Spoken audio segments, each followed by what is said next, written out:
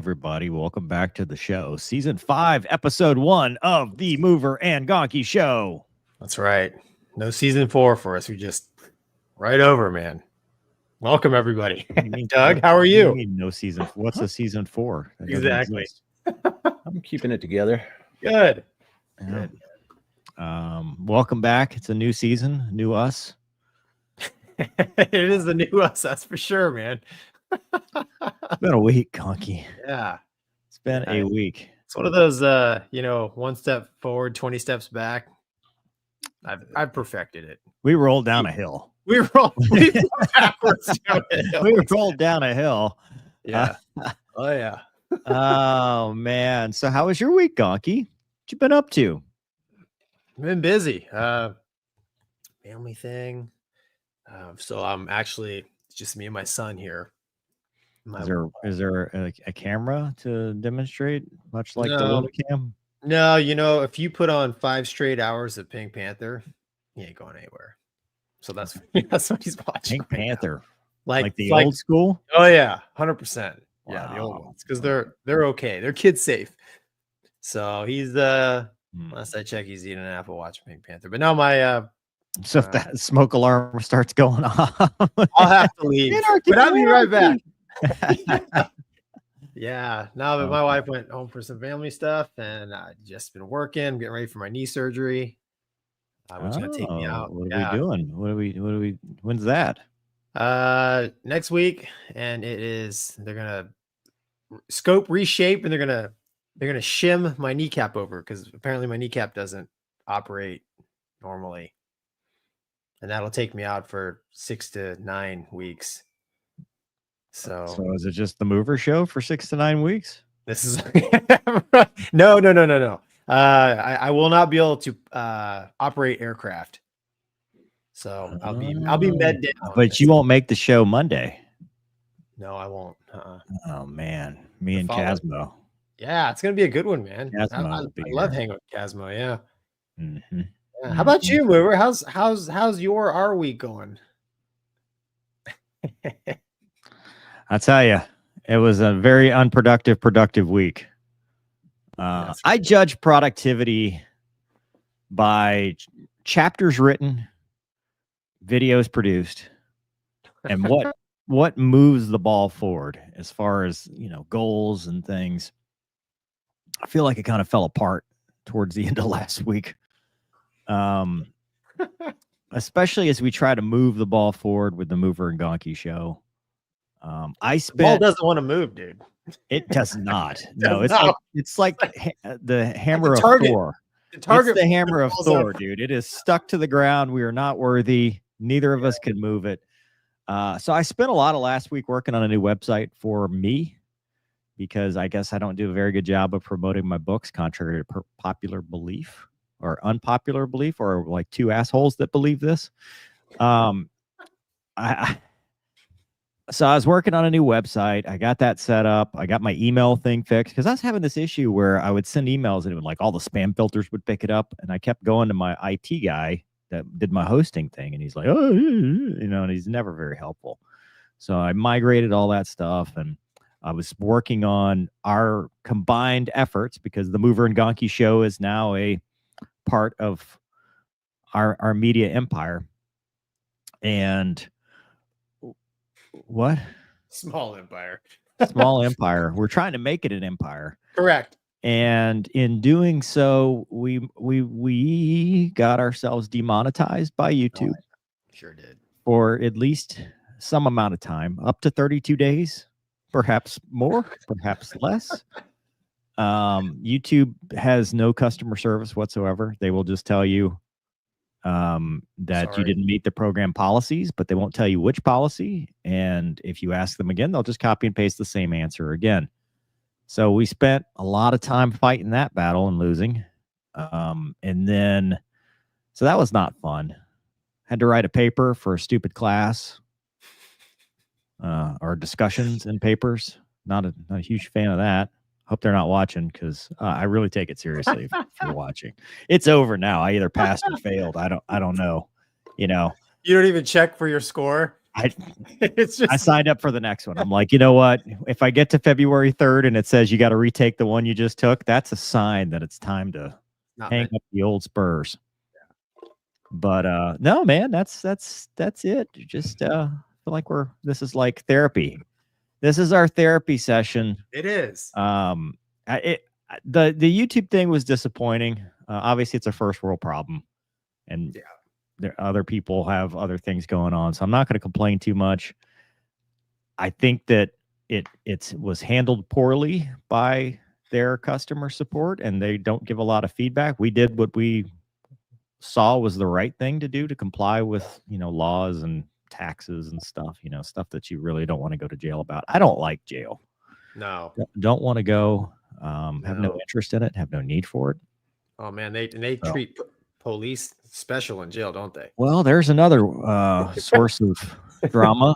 Oh, sorry, dude. I forgot. God, dude, it's just a rough time. It's a rough time. But you know what? I see it as a speed bump because the vector has been trending upward. We've been going in the right direction. And a couple little things here and there, not very pleasant. Even what you just mentioned, which I don't want to get into right now. But overall, I think 2025 is going to be a good year for us. I think we're going to move things forward and make things better. So it's just working through these little growing pains and working through the stuff because we had to do it, right? It wasn't something that we could just half-ass. We got to do it right at first. And so eventually, and some of you, I don't think anybody's watching on Twitch yet. So you can watch twitch.tv/The Mover and Gonky Show. So we just established ourselves on Twitch for streaming. Eventually, we're going to establish ourselves on X for streaming. So we're going to branch out, and we're working on the website. Once we get probably money, that's probably the biggest thing is getting all that set up so that we can sell our accoutrements, Right. our wares.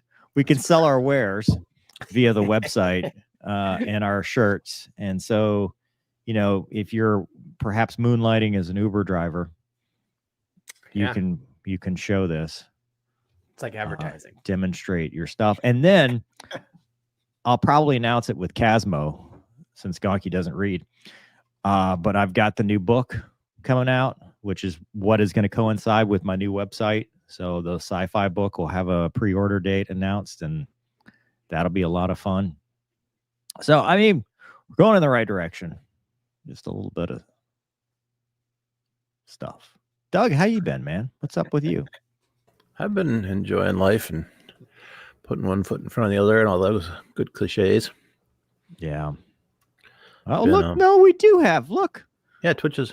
Aiken Dragon is the first. Twitch is alive. Congratulations. Nice. Look at that. So yeah, we actually have a Twitch audience, 2 people. Look at that. Perfect. Yeah. You got to start somewhere, man. Dude, it starts with an Aiken Dragon and then a Spectre that skis. Yeah. And then who knows where it goes. Yeah. Crazy Pete says the show's so commercialized with all this product placement. See, that's what I don't want it to become. So, it's like we're like the Truman Show. It's like you don't want it to become that, but then on the flip side, power companies require money to function and keep the lights running. There's a lot of like nice things we want to do. It's like, oh, that's a subscription. That's a subscription. Oh, yeah. That's I mean, yeah. StreamYard's a subscription. To stream the Twitch, you got to pay for a subscription. A website, you got to have a subscription for that. I mean, hosting, email. Yes, we are ditching Spring. According to White Rice, it's not going to be Spring anymore. It's going to be Printful, I think, that integrates with our website. Yeah, Spring is. You can buy it on the Mover and Gonky Show website, so it won't be just somewhere else. Plus, Luna needs treats and snacks. My kids are growing, man. She may be unemployed soon and living back at home. So, yeah, like, career woman didn't work out for her. So she's going to.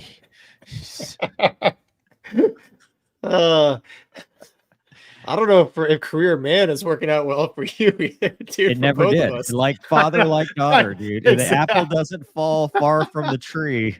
Oh, She yeah. got it from me. She got it honest. Yeah. I've been fired from more jobs than I've been hired. Yeah, I've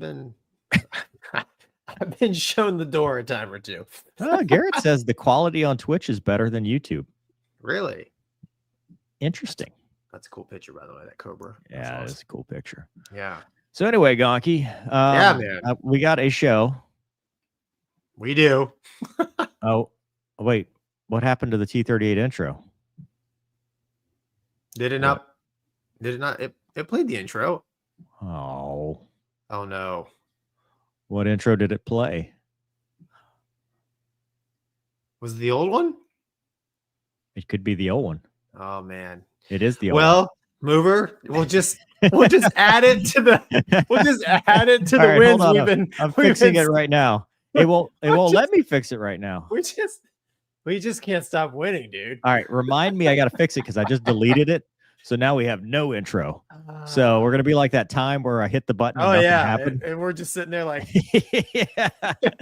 Oh, it's perfect, dude. We're so. Oh man. Well, I don't. No, it won't let me select it. Yeah, It'll let me select. Thanks for that. Listen, like, we appreciate the feedback, the constructive feedback. You know, Yeah. if you tell us we suck with a reason, that's constructive feedback. So Tell us sure we you put the suck reason. without a reason. See, it won't let me Correct. select it. Oh, wait. Dude. There it is. I don't know, Okay, dude. it's fixed for next time. So you see, we take feedback, Right. we create solutions, Right. We fix things. and the loop is closed. It really is, man. This show, if people be like, when it's just the two idiots, we don't watch or listen. Yeah, I see that. I mean, we had Noonan last week, and he kind of he's smart. fancied up the place. He classied it up. He He totally made it super classy. He said some nice things about us, which totally changed everything. 100%. I blame Noonan.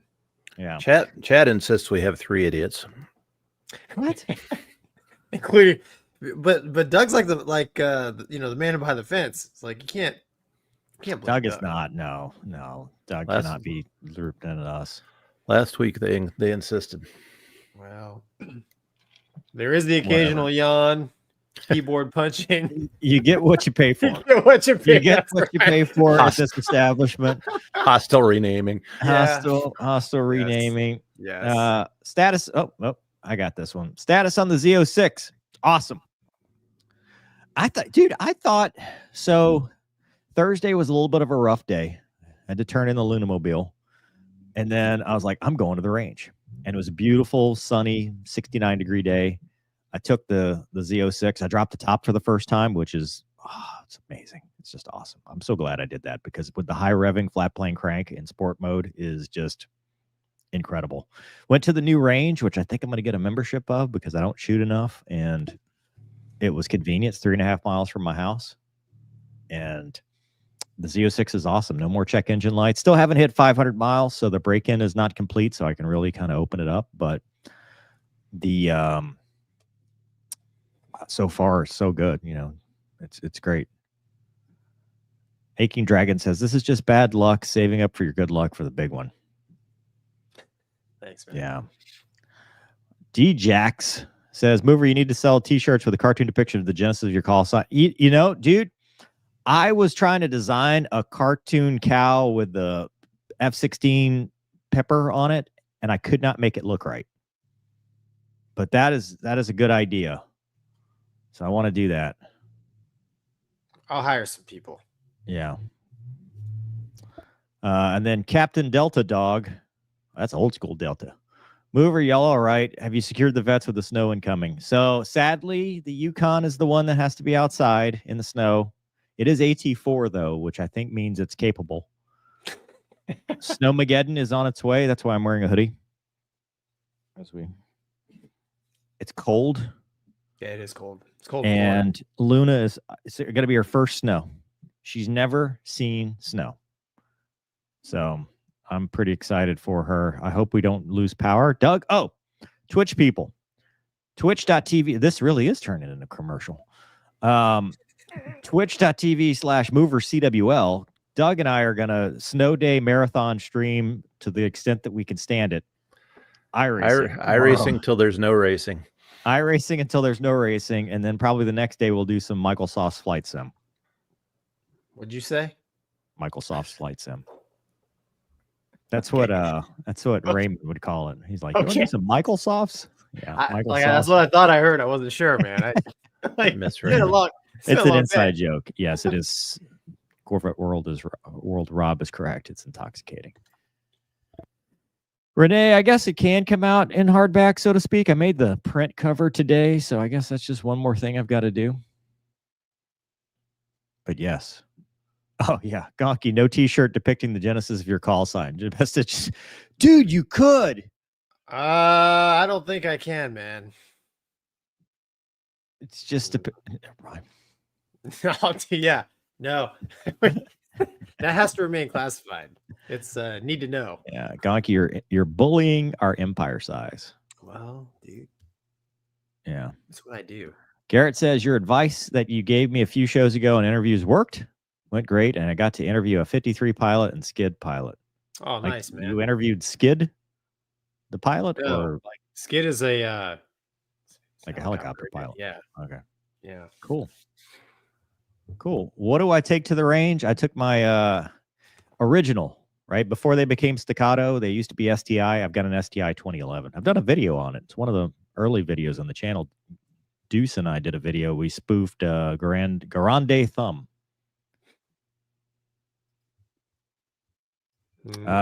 So Laura says after all that effort to become a therapy dog, she's not going to be able to do it. No, that is not correct. She will always be a therapy dog, and there's nothing. She's completely certified no matter what she does. So she can go to military bases. She can go anywhere she wants. Mover and Gonky, probably not the first, but you gents are going to review the new... Yeah, we have that in the queue if we ever start talking about our topics today. Yeah. Anyway, Gonky. Yes, sir. The T7 is delayed again. Shocker. Well, here, let me let me share the screen here. You know what, dude? Speaking of taking a step back, I was gonna go 2 screens, be professional like you, but I hooked it up, and dude, it does not. It doesn't work. It must be a Mac thing. Doug's got it. Here, I got it, dude, right here. Doug's got it. Whoops. Okay. All right, here it is. T7. Can you guys see it? T7 trainer production delayed again as Air Force and Boeing adjust their plan. So there's a picture of it. I think it's a cool little jet. Air Force is further delaying the production contract of its newest trainer, the T7 Red Hawk, and will expand its testing in a major reorganization of the program's acquisition strategy. They originally planned to award Boeing a contract to build the first T7s in 2025, with 7 later this year, but now they're going to slide it to 2026. So this Andrew Hunter is the Air Force acquisitions officer for it. And he says acquisitions programs cannot be stagnant, even when they are fixed price. This is why I've directed the T7 team to implement updates to reduce risk and increase our confidence in aircraft design, all to ensure we can deliver the T7 to the warfighter when needed. So they're going to buy like 5 years ago. Yeah, dude. They're going to buy. They were needed. I know, right? So, he's trying to bring the most capable, safest, basically, turnkey aircraft to pilot training. They're going to buy 350 of them as of right now. And, the T7 is supposed to be the 5th gen preparatory aircraft for like F-35, F-22, whatever comes after that. But like we were saying, it's the T-38 is really long in the tooth, and this T7 is long overdue. So they're delaying it, pushing it back another year.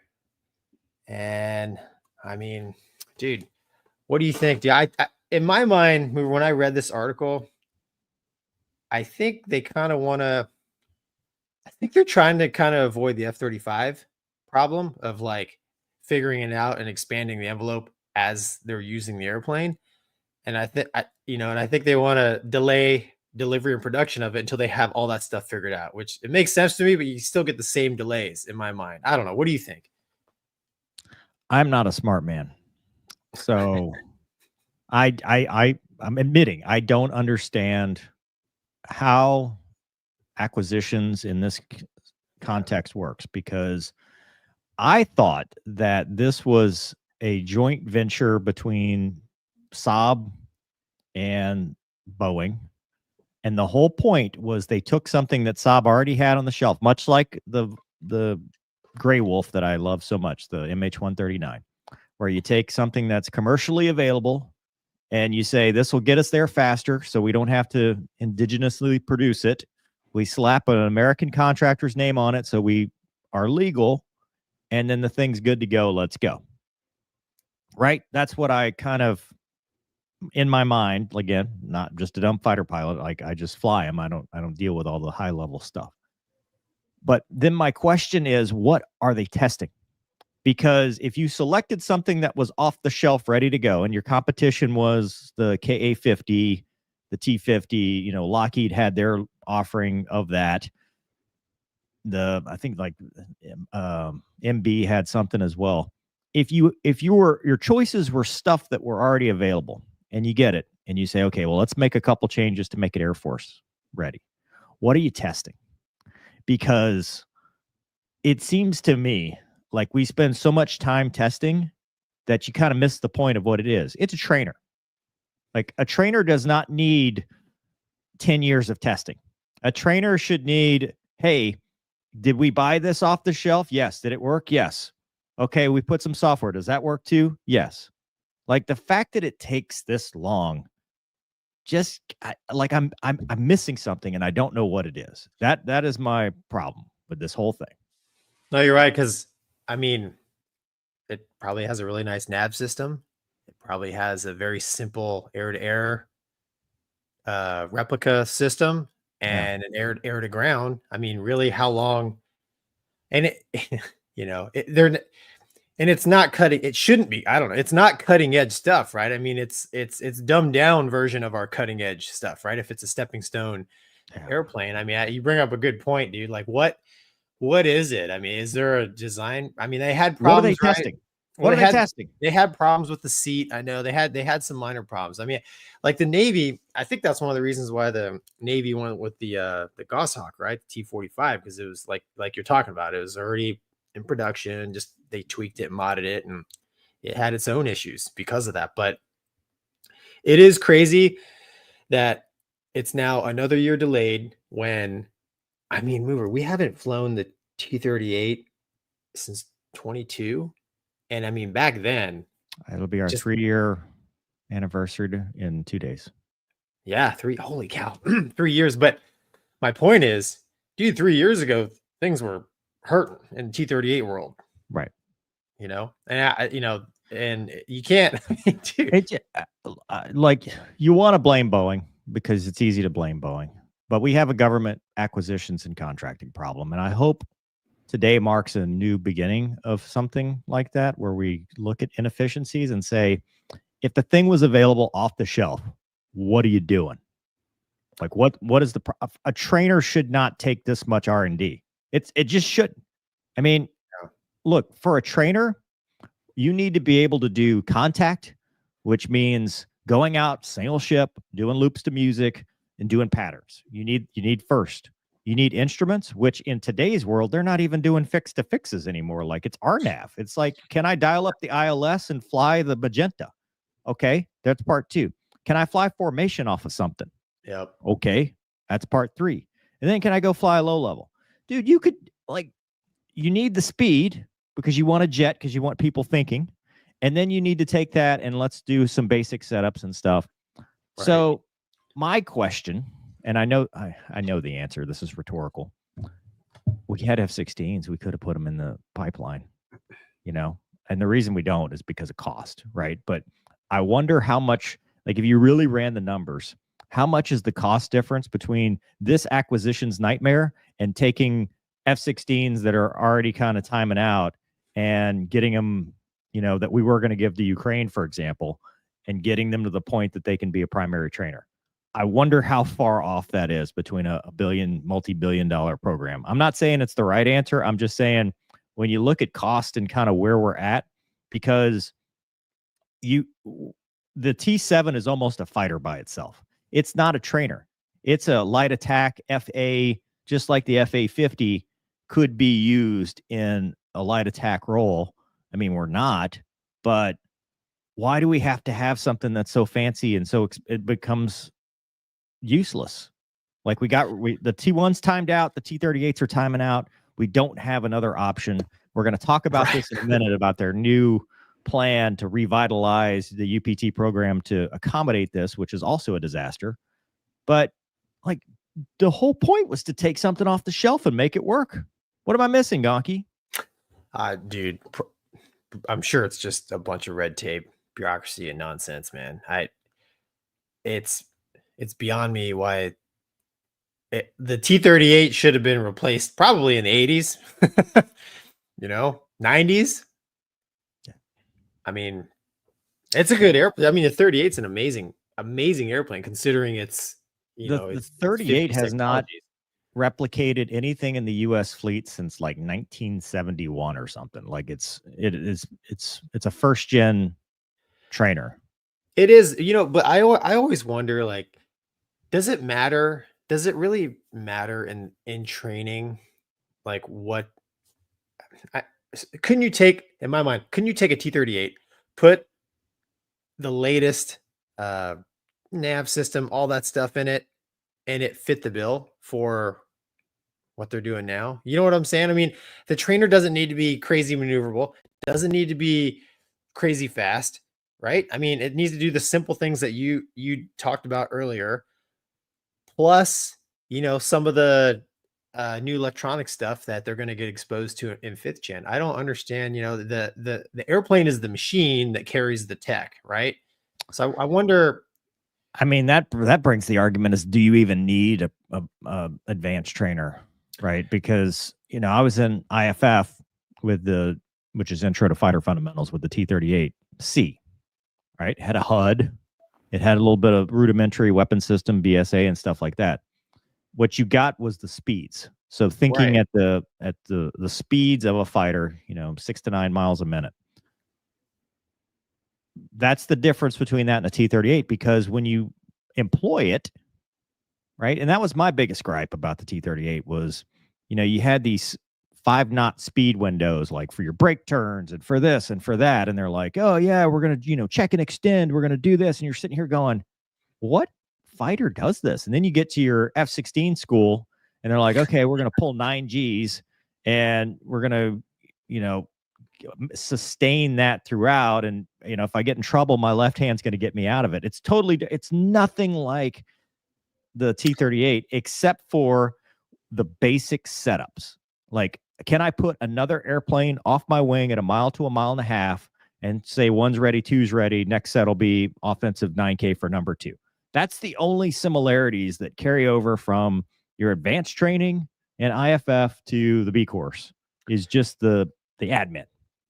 I mean, in the Navy is the same way. The T-45 was really nothing like the Hornet, but like you said, it trains your brain to think fast. So I'd probably argue you need a fast jet to kind of put the basic fundamentals of thinking like a fighter pilot.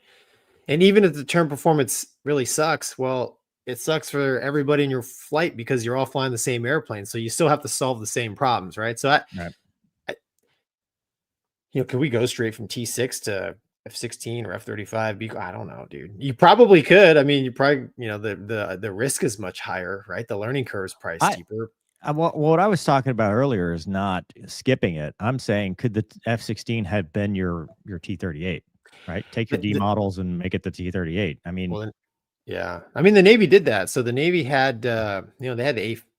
When the A4 was an operational airplane, they used it in training, and then they also tried it briefly with the Tiger. I can't remember, but it was supersonic, afterburner, the whole line. they didn't keep it very long because they were Right. like, this Yeah. thing's a Well, little fast. I know the answer. I mean, the F-16 is cost per flight hour, right? If you ever look at the charts and it's like, okay, well, T-38, it's like $9,000 an hour or whatever, cost adjusted. And then the F-16 is like 20 to 30, like it's double or more just based on how much gas the thing burns, and then hydrazine and maintenance and flight controls and all that stuff. But at some point, the curves cross, and a new program is not cheap. And my issue with it is it was presumably, I don't know this, but I would assume that when you're talking something off the shelf, that it was sold as plug and play. Like, hey, we already have this thing. We want Lockheed and we want Boeing and we want you guys to go partner up and find stuff that already exists. And that's going to be our thing because we need this yesterday. We don't need this now. We need this. We really never needed a T-38C. We need this 20 years ago. Yeah. And here we are talking. We've made all these plans and it just, they keep kicking the can down the road. And next thing you know, 2026, is that realistic? I don't know, because it like once they get it, they still have to go through the IOC process. They have to get IPs and the first class to go through and a syllabus and stuff. You ask any military pilot about a up and coming platform and you tell them, yeah, it's supposed to be here on this date. Pretty much all of us in the US military are going to be like, yeah, no. The paper can say whatever it says. The reality is no. Well, it's disappointing because all it does, and we'll talk about this later, as when we talk about the new program, but all it does is it pushes the problem to the B courses and the squadrons. And that is where you end up losing lives because you can't get that initial baseline training, which is the most important part, is to have that initial baseline that you're always maintain aircraft control, analyze the situation, take proper action as soon as conditions permit. To have that at such a primal level, I guess, where it is ingrained in you and nothing can take that away, so that when you get to something more advanced, you always have that same baseline. And when you shortchange that baseline, you push the problem to a B course that doesn't have the capacity to do it. It doesn't have the setup. It's not the structure. So in my world, you don't need the most advanced, hey, it replicates the F-35, it replicates all this stuff. You just need something to give somebody the fundamentals and do it fast. No, that's valid. When I was a RAG IP, I was on a board where we actually kicked a guy out. And the issue was, so he was in the fighter phase flying the Super Hornet, and he couldn't do the TAC admin stuff. And, we took a look at all of his training, and in T-45s, he had trouble, but, they just pushed him through, and he came to the Hornet. And, awesome attitude, great guy. Somebody, like, I was like, man, like, I want, I'm going to fight as hard as I can to keep him in the pipeline. But at the end of the day, man, when we got to the end of the entire process and we looked at it, it's like, man, he's gotten all the way through the Hornet RAG and he's still struggling with these skills he should have learned in the T-45. The cost to put him back, and redo this, it's too much, too great. So, I mean, I guess to your point, there definitely is a time and a place for a fast jet trainer just to have those basic skills. And I wanted to ask you, man, so you flew the T6, the T-38C, F-16, right? That was your route. Mm-hmm. All glass, right? Yes. Was there, from the T6 to the T-38, was that a big jump? I mean, because you basically do kind of the same phases. I mean, they ramp it up a little bit between T6 and 38, right?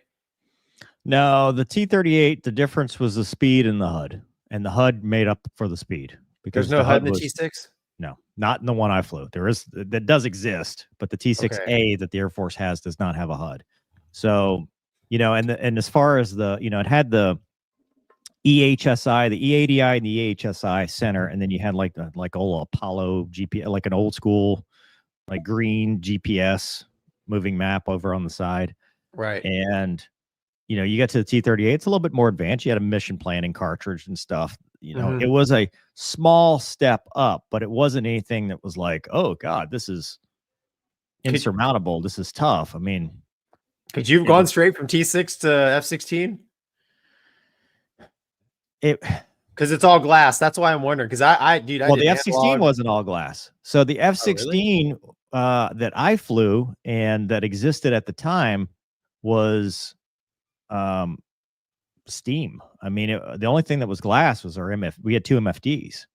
So, your HSI was like the old school. Really? Yeah, like an HSI. But wasn't your HSI in the HUD the primary one? There's no HSI in the HUD. I mean, but your oh yeah, I was thinking your ADI. I'm sorry. Yeah. Your primary instrument flying, your primary IFR instrument was the HUD. Was the HUD. Yes. So as far as that goes, right? Because you just put the thing on the thing, and the same thing as a T-38. But if there had been a HUD in the T6, like to me, and I've seen this in the 787 too, I'm a HUD cripple. I get to a HUD and I'm happy. Some people though, like even in the 121 world, you give them a HUD and it's like, what? I don't want to use this. Like some people are just averse to it. I've never been. Part of it might be growing up in video games, right? Because that's all you use in, Lomac and Jane's ATF Gold and all that stuff. I mean, you grew up playing the games that had the HUDs, but I didn't find it was that big a deal. The T-38, for the most part, was about the speed, because you went from a T6 that, on a like blitzing day could do 250 knots, but for the most part, you're flying around at 200 knots, 220 or whatever. And the T6 was not that big of a difference for me than the glass air that I had, because I had a glass air that was 160 knot airplane.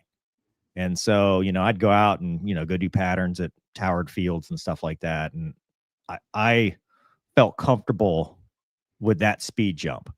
Going from the T6 to the T-38 is like a massive, I mean, it's not even in the same universe, so there's a lot more considerations in that. But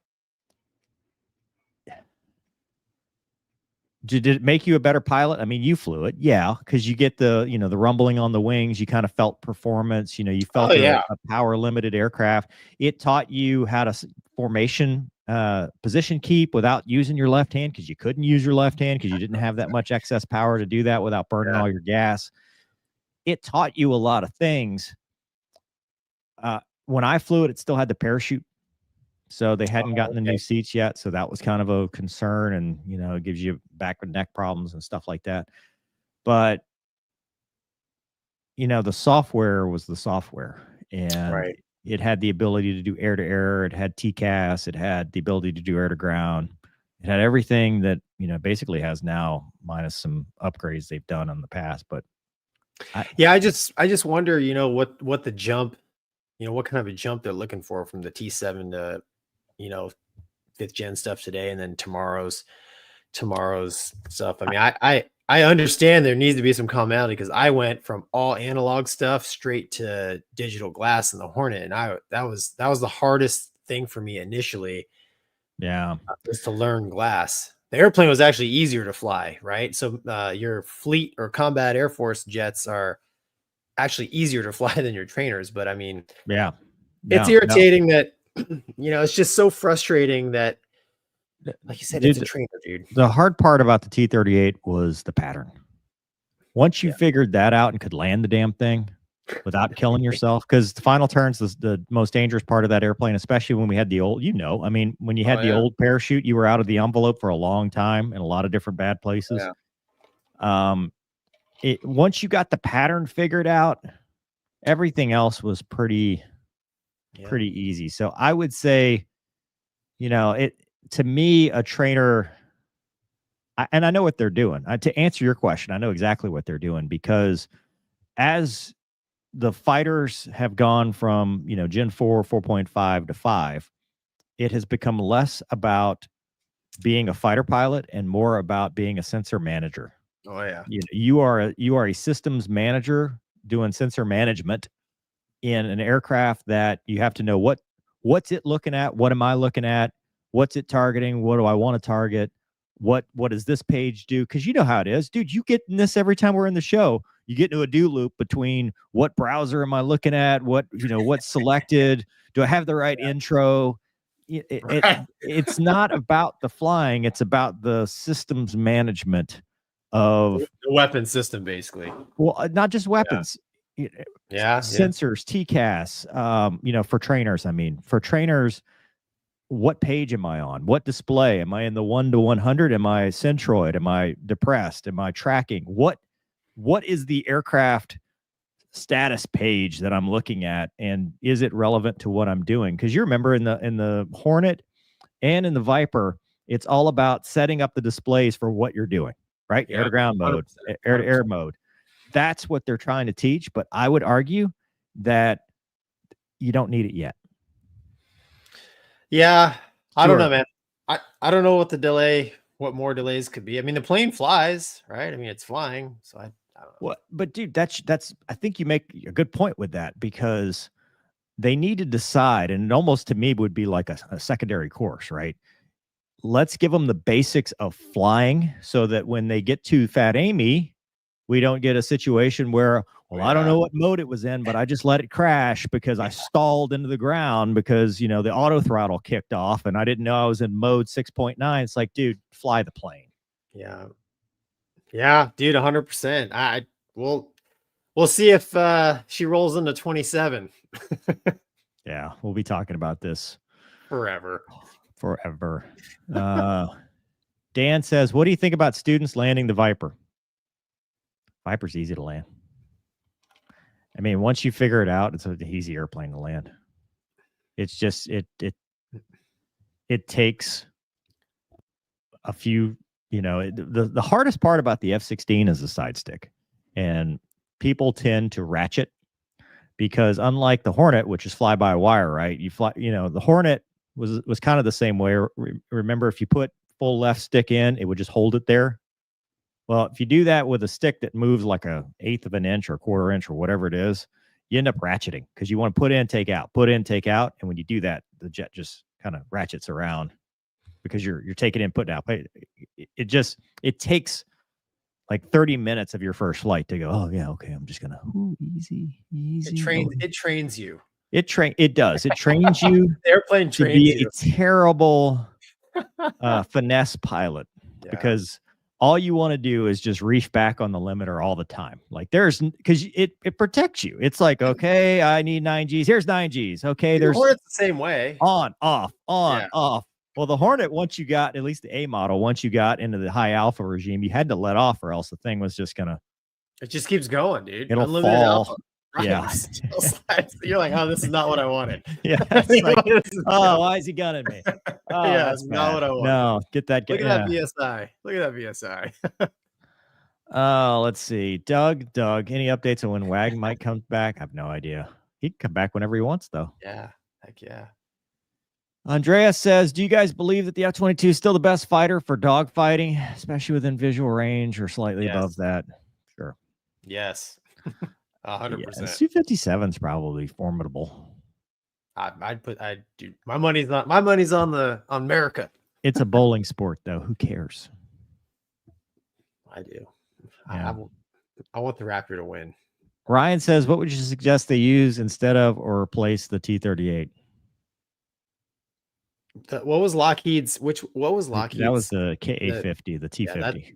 It's already ready to go. Like they put out a really nice video actually of. But Gonky, that was the whole point. They did a fly off.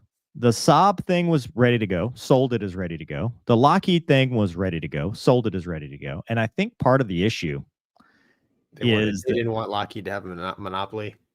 Well, there's that part, which if you think about it, probably would have made more sense because if you really wanted students to be able to train on the same software, perhaps we take the software out of Fat Amy and put it in this thing and, whatever. Right.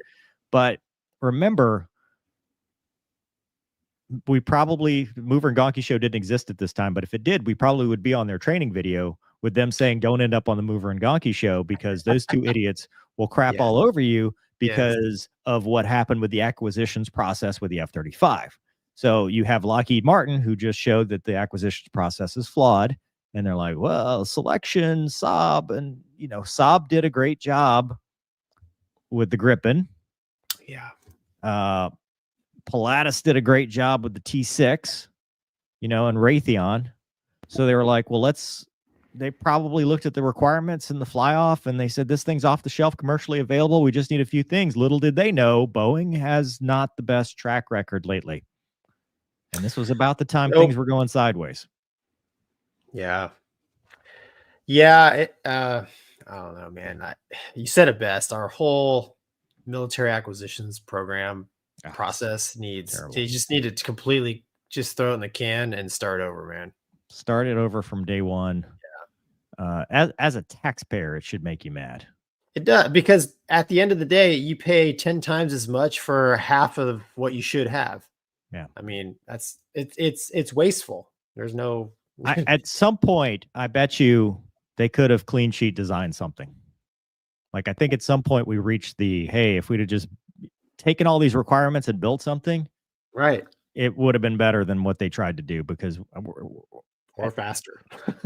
Well, and faster, right? Faster is better in the sense that we had a 60-year-old trainer, and then the younger trainer, the beach jet, was timing out, and we don't have an option. We don't have any replacements. Yeah, which is all crazy. Right. Let's talk about something else. Ukraine shoots down 6 drones. Somebody sent me this. Doug's got it. So somebody sent me this the other day. Ukrainian F-16 pilots reported shoot down of 6 missiles in a single mission, shows how its Air Force has evolved. Ukraine said one of its F-16 pilots downed a record-breaking, which I'm curious about the record, right, and where that exists. 6 missiles, 6 cruise missiles in one sortie. That would show how much the Air Force has developed. So we haven't heard a lot of F-16 uses. We've heard about 1 loss so far, possibly 2. The other one we're not too sure about. We don't think is legit, but at least 1 that resulted in unfortunate loss of one of the pilots. And then they've obviously had a big challenge with facing Russia with these F-16s. Scroll down, Doug. But weeks after, they talk about the pilot being killed. Retired Colonel John Venable, a 25-year U.S. Air Force veteran, says that the pilot's alertness and quick response says a lot about the capabilities of the Ukrainian Air Force. Does it say, Doug, about the... It doesn't say how he shot him down, but it says it's a lot of work to find, track, and shoot down 6 cruise missiles in a row. And they said they've taken tactics from the West. So, Gonky, I'll let you lead this off as far as what is your take about a record-breaking 6 cruise missiles shot down, reportedly? Well, like you alluded to, is it really the record? I don't know, but you know what? Does it matter? Right. It's good publicity, man. I mean, you need some good news, right? And they got the F-16. They've been using it. Like you said, they've had 1 accident, maybe 2. And, any kind of good news they can put out there is just good morale for the troops. Now, six kills in one day. I mean, even if it's, even if they're cruise missiles, that is pretty impressive. I don't know. Maybe he had 3 tanks on it. Right. I mean, I don't know. Maybe they're all, just one right after another in a daisy chain. But yeah, I think, man, the story is out because it's a morale booster, and it puts the decision for F-16s going to Ukraine in a good light. And then it also reinforces their ask for more, for lack of better words. That's kind of what I think. What do you think? So as an F-16 pilot, or former F-16 pilot, I'm impressed. So if as reported, I agree with one of the things the article talked about, is it's not just a win for the F-16, but command and control for their whether, I don't think they don't have any AWACS, but whoever ground-based GCI that is vectoring them on, because the F-16 with its mechanically scanned array radar, dude. That is a Right. challenge, dude. That they are Cruise doing missiles. there. Yeah, that is Yeah. not an easy task. It is not something like imagine you've been flying Russian equipment. I don't know what this pilot's background is, but imagine you've been flying Russian equipment or no equipment, and you get into an F-16 that's brand new to you because it has to be brand new. None of these guys are experienced, high time guys yet because they haven't had it long enough to do that. But you are doing the mech, and we talked about this a little bit with the T7 stuff, but that is what flying a fighter and employing a fighter is about. It's about the systems and sensors management. So to be able to find the target, get vectored to it with GCI, ground controlled intercept. Yeah, probably that's right. That's right. Yeah. The controllers, right? So the controllers with the early warning radar from the ground are vectoring him to this area, and then he has to find it either visually or with his array of sensors, which it's an F-16, which they're older jets.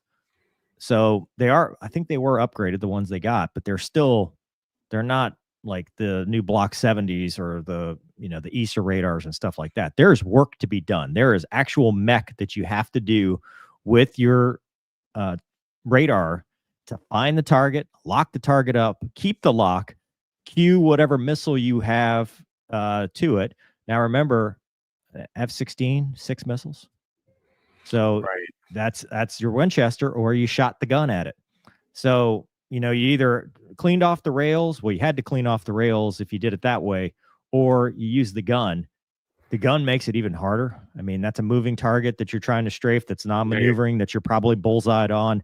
Those are the hardest ones. They're small. Like, if this is an accurate report, even if it's not 6, if it's 4, if it's 3, any number is impressive. It's impressive because it's somebody new to the airplane, new to the equipment, and they're integrating it and actually making it work in real combat, which is, to me, a very impressive feat. You bring up a really good point I didn't think about, because they've what's in there? APG 63? 68, yeah. So mech radar, right? It's a mech radar. I don't know if it's because some of the jets were upgraded. So like the Block 50 standard, which has a nicer setup than like a Block 30, just better software. I guess where I'm going with it though is having flown mech radar at ESA, you're right, man. It is, especially, for sure they're probably over land, right? Yeah. Overland, right? Overland, cruise missile, the mech radar, like it'll do it, but it takes skill, and you have to be disciplined with your radar work to get it right. So I mean, you're right. You bring up a good point. If it's true, even if it's 3 or 4, that shows some real skill, on the pilot's part. Because, man, the old mech radar, we used to call it the working man's radar, because you had to work. It was good, but you had to work.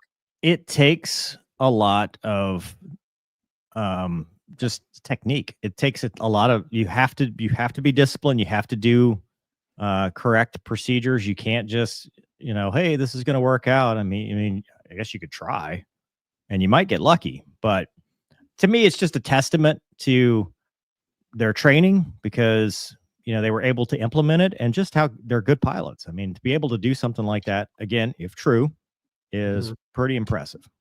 Yeah. So if it's true, my hat's off to you. That's awesome. And if it's not true, I mean, is it true to what level, right? Did they do 3 or 4? Even if it's 3 or 4, I think 1 is impressive. I was always impressed. Any number of like small targets to me is impressive. I have seen more than once, myself included, shooting like a truck driving on the side of a mountain in Fallon, because you thought it was the low, slow flyer. Yeah. You're like, so it's like, oops. Yeah. I mean, because ground clutter is real. Yeah. I think it's pretty impressive. Yeah. Awesome. All right, Gonky. What do you want to talk about next? Doug, pull up some chats. I'm trying to find the we could do the drone. The link on this. Kind of short on chats. Let me see what I got. Here, you want to do the drone? No, I found it. I found it. Oh boy. Should be up. I hate the source though. But it just goes to show you exactly what we're going to talk about. So Who's the oh TikTok, dude. TikTok. all right. It's hard not to see this and be like, well, we have the moral high ground here, because we're on a social media platform as we say this. And I happen to be, part of that social media ambassador program that is actually sanctioned by the Air Force.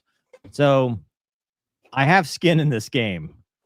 And so I don't want to come off like a hypocrite, but there's some lessons learned here.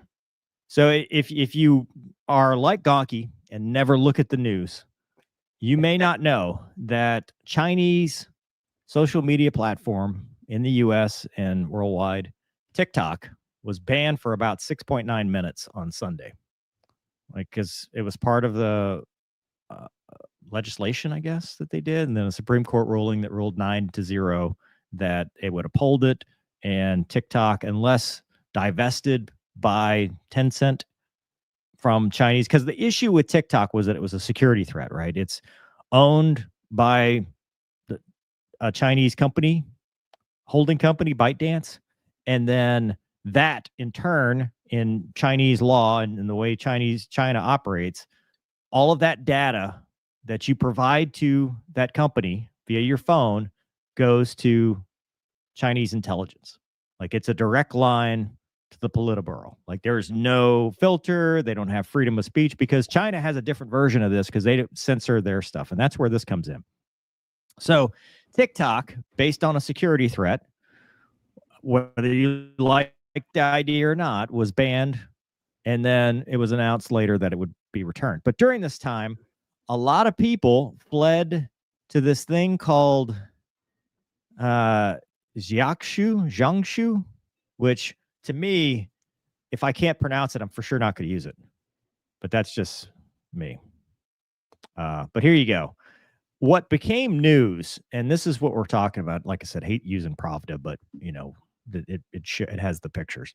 What became news is that this C-17 pilot and others were said to have flocked to the Chinese-based, non-banned Jiangsu version of TikTok, which is Chinese nationalist. It is not like 10 cents where there's an American version. This was the no kidding Chinese version of the app, and influencers went here, including some American service members.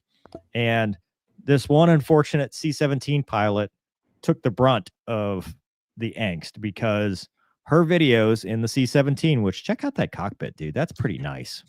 Yeah, that airplane's awesome. Look at that. I mean, yeah. I'm impressed. Look at all these displays. Yeah, and the windscreen is just a giant HUD. Yeah, well, they do have a HUD. I know. So all her videos wound up on here, and obviously Chinese people on X said, please stop bringing your perverted behavior to our Chinese nationalist app. And a lot of people called for her punishment. And what wound up happening is she came out and said, hey, that wasn't me, and locked down all her social media. So she was a well-known, I think, Instagram or something. She and her husband or ex-husband or whatever that situation is, she was posting and said, hey, this is not me. Somebody else stole my videos and uploaded it and whatever. But a lot of people were calling for her head, saying that, U.S. military members should not be on this Chinese app. So, Gonky, I guess there's a two-part question here, right? One, is it the app or is it the content? And what do you think about the, mill influencers presenting themselves on these social media apps as we talk from a social media app? Well, like anything, it depends. Right? I mean, it really depends. I think the ones that do it in uniform with their name and rank and all that stuff, I don't think that's right. Probably keep politics out of it as well, but I really do think there's a time and a place for it. The positive side of it is, I'll be biased, what I believe maybe mainly you, but you and I have brought, which is just knowledge of how to get into the military, right? Like what's the path? Like what are the problems you're going to have? How can you get over those problems? You know, helping young people, because young people, these are the things that they watch, right? So but then I think there's the negative side is definitely the whole, I guess it'd be espionage, right? The whole learning secrets, listening in on your phone. I mean, it's real, right? We did that article, was it last week, about the commander at Edwards. He flat out said, he's like, the Chinese are in my phone. They've read every text, everything that I've sent. I don't know how, but I mean, he's saying it, and all you have to do is, dude, look at their designs, right? Look at their airplane. Look at their designs. They are kissing cousins to our designs. And I'm sure, we just see it from the outside, superficial, but I guarantee you start deep diving into the systems and stuff, you're going to see a lot of like, oh man, where'd they get these ideas? Right. So I know it may sound like a cop out, but I really do think it depends. And the whole social media space is kind of like the Wild West right now, right? It's kind of new, right? So I'm 100% freedom of speech kind of guy. I don't think you should, keep people from being able to speak their mind. However, if a certain platform has other intentions, maybe there should be some control. But I mean, that's a fine line, right? I mean, once you go down that road, you're opening yourself up for real censorship, and that's bad. So, like anything else, if you're asking my opinion, which you did not, but I'll give it anyway. What's your opinion, Mover? Nuance. I know people hate nuance because they can't understand. Why do you just say depends? Because I like to use bigger words sometimes.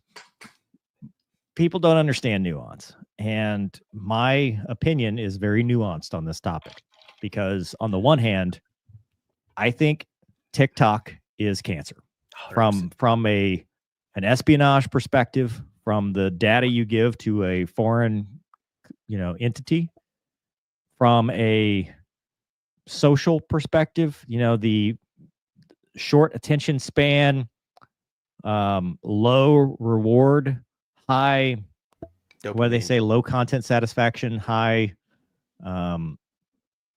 shift in your brain waves, because you're just going for the next thing, that is training people and the youth. It's an addictive thing. It's a very addictive thing to get short hits of dopamine. This, hey, I like that. Okay, I like that. Next thing. It's an algorithm designed for addiction. I don't like that. Like, I'm against that concept. I think the content itself is wildly unoriginal. It's mostly derivative stuff that I don't think really has a place in a more sophisticated world, because there's no discourse, right? It's lip syncing, dancing, I mean, granted, there's a lot of other stuff too, and I sound like a boomer, but for the most part, it's very short attention span stuff. I deal with it all the time when I'm trying to make stuff with like a PIO, for example, and I'm like, hey, I've got this 2-minute video. It's too long. It needs to be 30 seconds. I'm like, no, some stuff, works if it's 20 minutes. It just depends. Like Doug always says, depends on how it's edited, depends on how it's written. So I don't like it, whatever. But there are things that I don't like that I also don't agree with that should be banned. And by that, I mean, I agree with you, Gonky. The First Amendment is protected.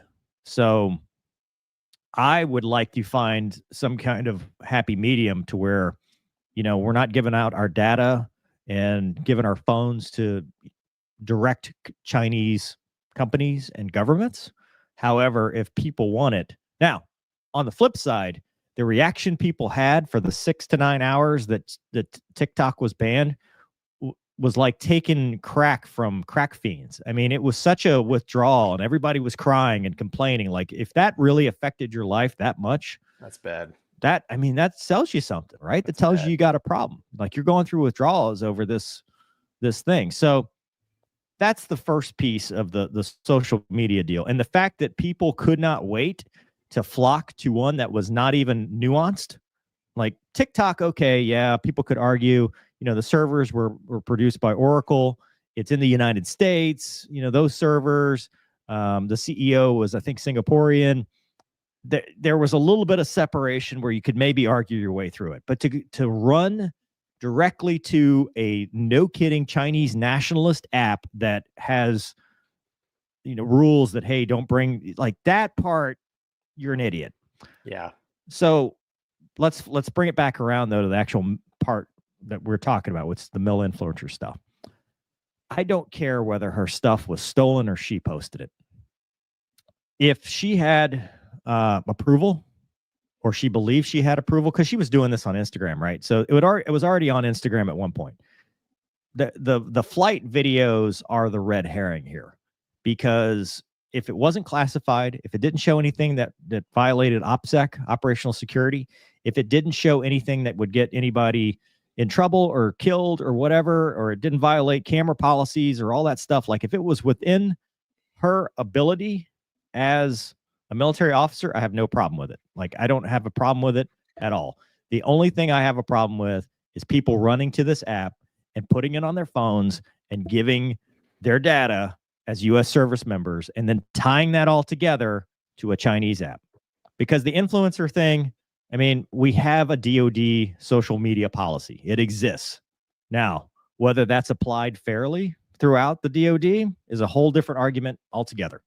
But it exists. It doesn't need to be changed. We don't need to do anything about it, because there's no difference between her posting that video on Instagram versus her posting it on, Jing, whatever the name of that thing is.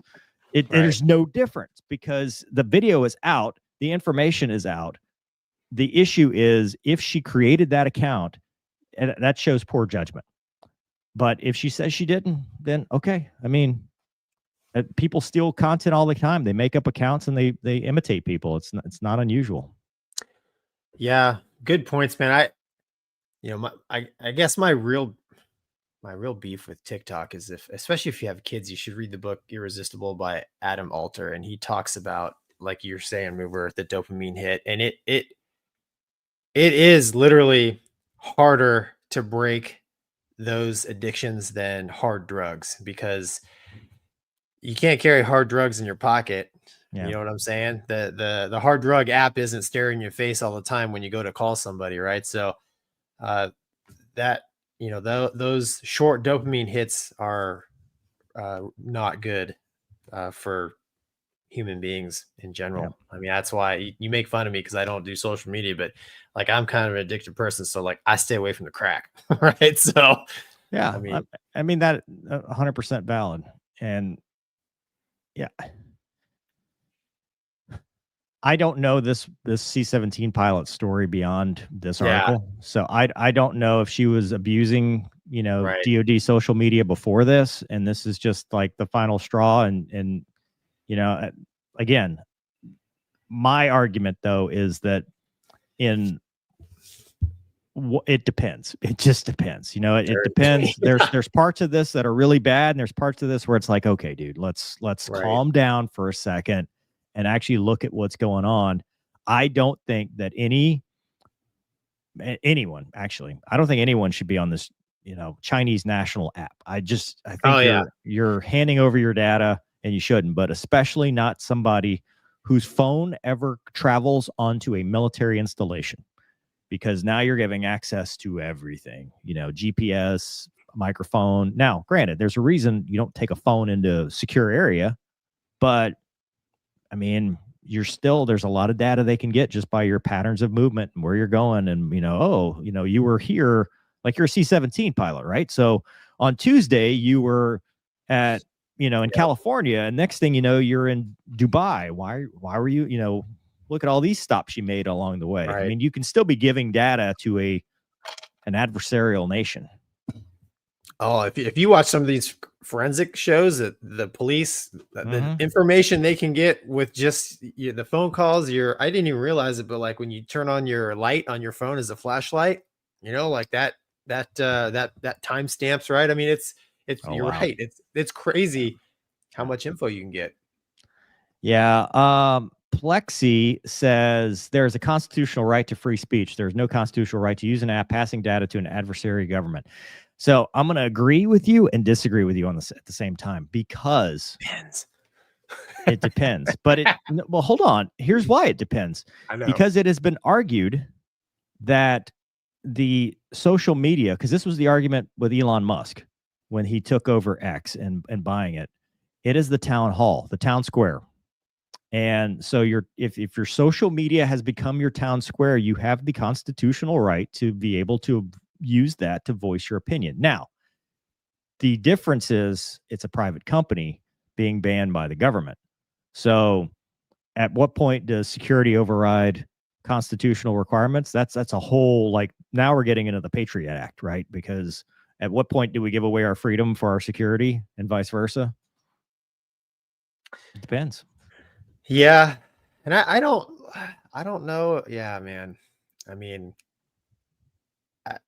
free speech is, like I said, I'm 100%, man. Constitutional right to free speech is supremely important. But, just, okay, so you can't do it on TikTok, but, can you do it on another platform? If the answer is yes, then I would argue maybe your speech has not been.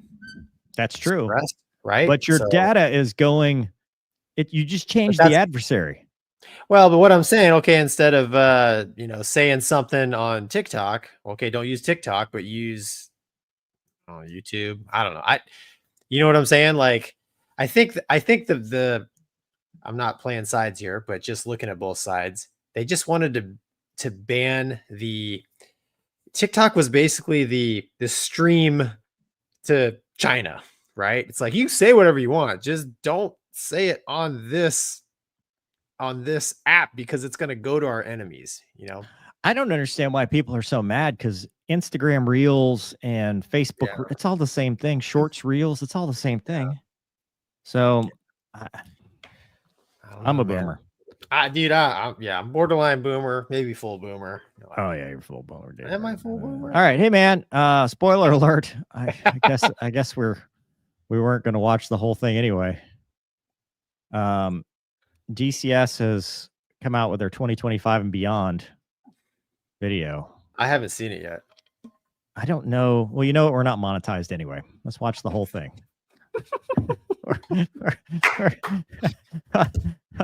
There we go. Play all the good songs. Hit it.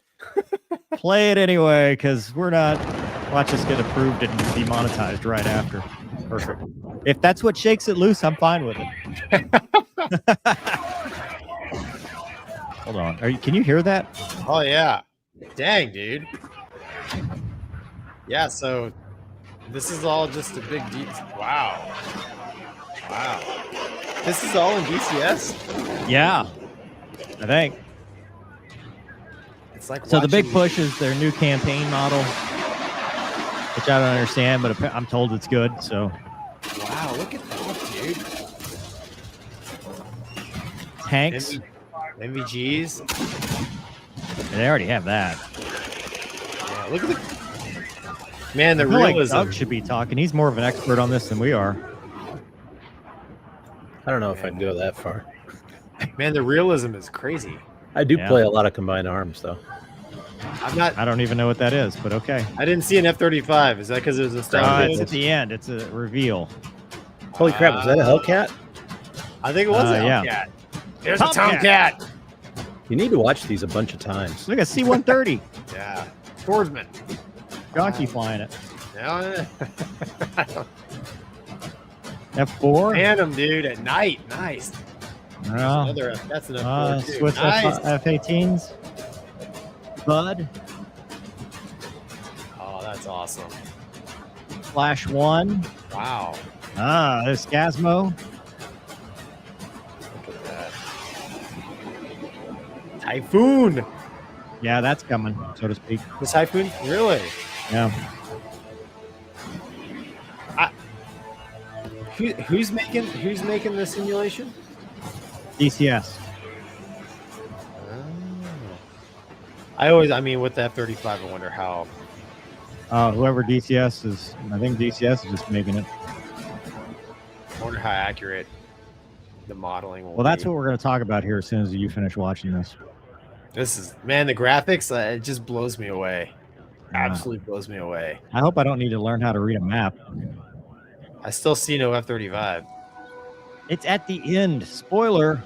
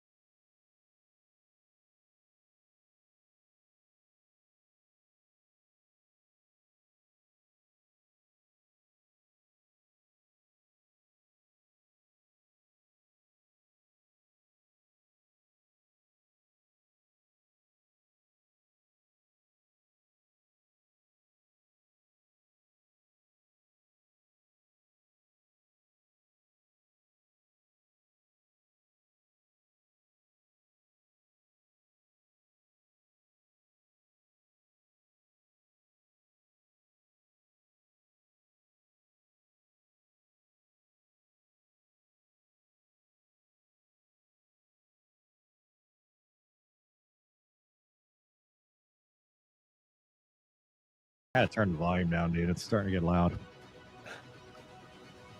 Oh, that's Crescendo. cool. That's cool. Oh man, I love the Phantom.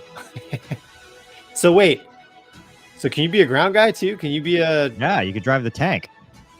Indeed, really? Yeah, combined arms. Dang. Pretty soon, man. It's All right, here. Let's skip to DCS. the. So you can be a full C model guy. Next. Yeah, whatever. Just kidding. All right, here's the teaser. Here you go. There we go. Here we go. They tried to make this jet sexy.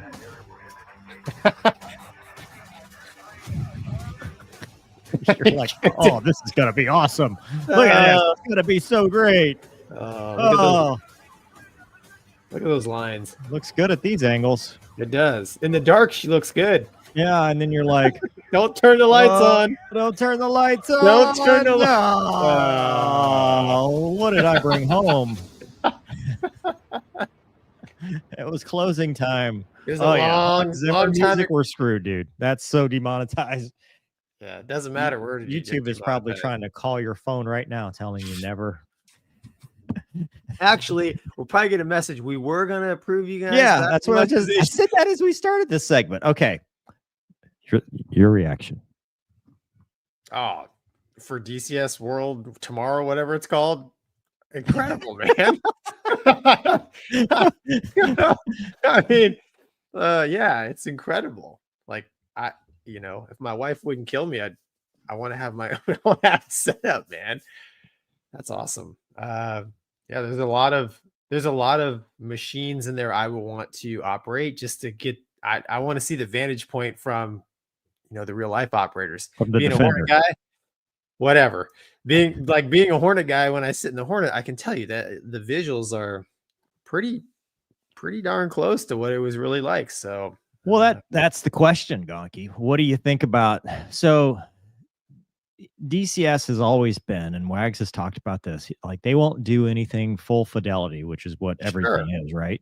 Right. Unless they can get something that says some manuals.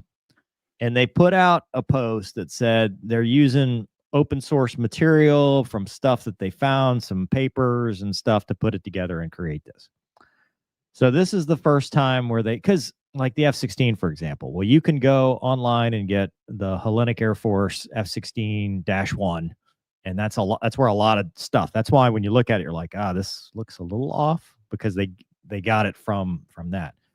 Obviously, we've been exporting F-35s for a while now, so I mean, I'm sure stuff. But as far as I know, the F-35 is highly classified still, like more so than your average fourth gen fighter.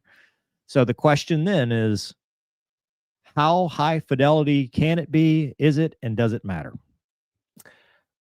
I would say, for me, it doesn't matter. All I really care about is if they get the visuals right from sitting in the cockpit.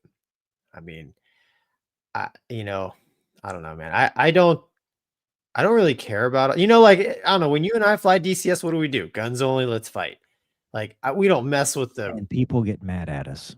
Yeah, but we don't like. I don't want AMRAAM. I don't want the smart weapons. I don't want to deal with that. Arm the gun. Let's go fight. So however, we like Mike. The guy that helps me. Well, he has my DCS airplane, right? So he really enjoys doing the complex missions that you and I are like, no thanks. Well, also, we would prefer to remain clear of jail. Clear jail, yeah, but there are some ex fighter pilot guys that still like to do that stuff. I mean, he's shown me like their mission cards, allegedly, and I'm like, man, this is pretty detailed, and like, a lot of it's cool. Like, yeah, I've done this stuff, but this isn't the fun stuff, right? So I don't know, man. For me, with the F-35 specifically, the fidelity to me is not that important. I know, if they just took like the F-16, slapped F-35 skin on it, and gave me the right visuals inside, I would be like a pig in poop, dude. It would be cool, and I wouldn't know any otherwise. Yeah, I mean, you don't know what you don't know, right? Right, So exactly. I'm not gonna know. You don't know.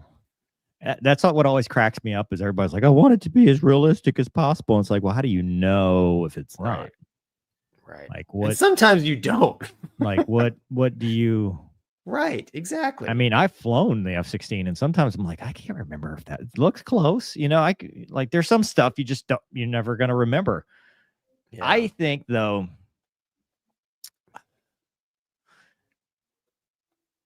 from a gamer perspective, it's going to be hard not to disappoint people, because I think what makes the F-35 serviceable, not going to say great, but I'll say serviceable, is the secret sauce. Yeah. All the stuff behind the stuff, because it's not a great BFM machine. No. It's not fast. It's not good looking. It doesn't like, so all the stuff that, you could probably use in DCS, it may not have, because everything is just a guess. If it's using like an air show, for example, and it's like, okay, well, 9Gs, well, the F-16 is going to go, right around you and end up gunning you on the deck. So yeah, that part will be disappointing.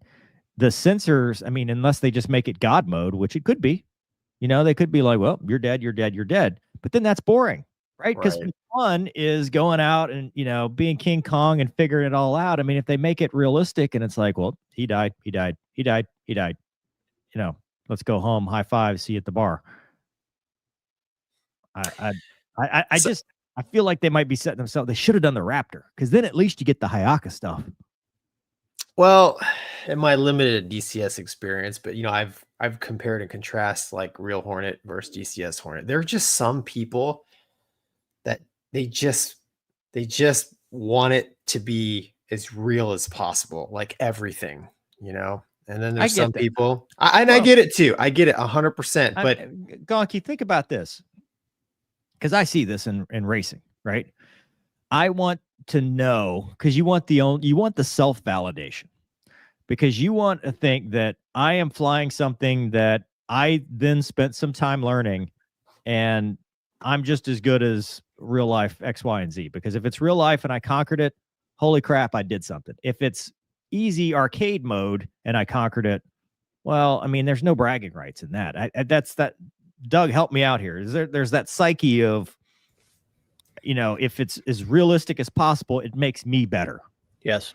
Validation. There's a bunch of cognitive dissonance stuff going on in there. It's really interesting. But you're right.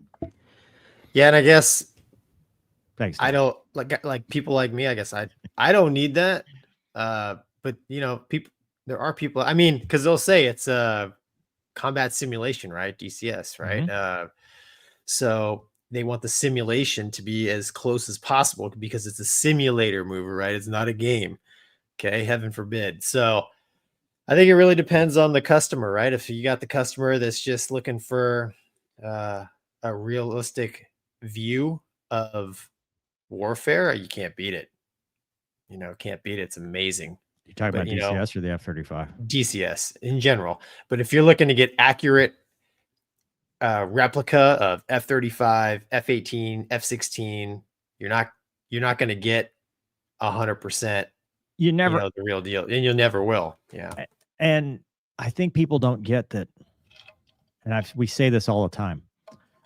We have military sims, and they are not one for one. And they spend terrible millions upon millions, probably even more than that, of dollars to replicate, different things. It's just tough to simulate the variables of real world flying to the nth degree. Can you get it close? Yes. Can you get it close enough that you're like, this is fun and this brings me back to my old days? Yes. But is it ever going to be a 1-for-1? No. So I think expectation management, I don't know where we cross this line because Doug, you being a simulator gamer or whatever from back in the day, more like me, unlike Gonky, back in the day, it wasn't that big of a deal. I mean, Jane's ATF Gold, I mean, it was just cool because you could get in and the cockpit kind of, like Gonky said, the cockpit kind of looked like an A4, didn't have afterburner, but it performed different than the F-16, which was different than the F-15, which was different. It was different enough that you knew you were flying it, but I don't know if it was 1-for-1, but now people are coming out to these forums. They're like, hey, I found this open source material. It's like, holy shit, dude, classified, State Department's coming at you for ITAR violations. Right. But they're coming after you because you found this manual and you did this independent testing that said it was, X degrees per second, but the manual said it was, X minus 1 degrees per second. And you were, 0.69 off of that number in standard day testing. And I tried it in the sim, it didn't work. And it's like, dude, just have some fun, man. Yeah, 100%. At the end of the day, I mean, people use DCS because they simulate DCS. What? That's part of it too. The people get pissed off about that. It's like, dude, come on, man. But they do. It's entertainment. They do it because it's fun, right? So, don't go to jail. Make it as fun as you can. I think that's what they're going to do. I think they're going to do exactly what you said, Mover. The F-35 is going to be different. Yeah, they're probably going to just throw some generic modeling at it, and maybe apply some air show stuff they saw to it, and then let it be its own, because it's going to be many years before any of that stuff is.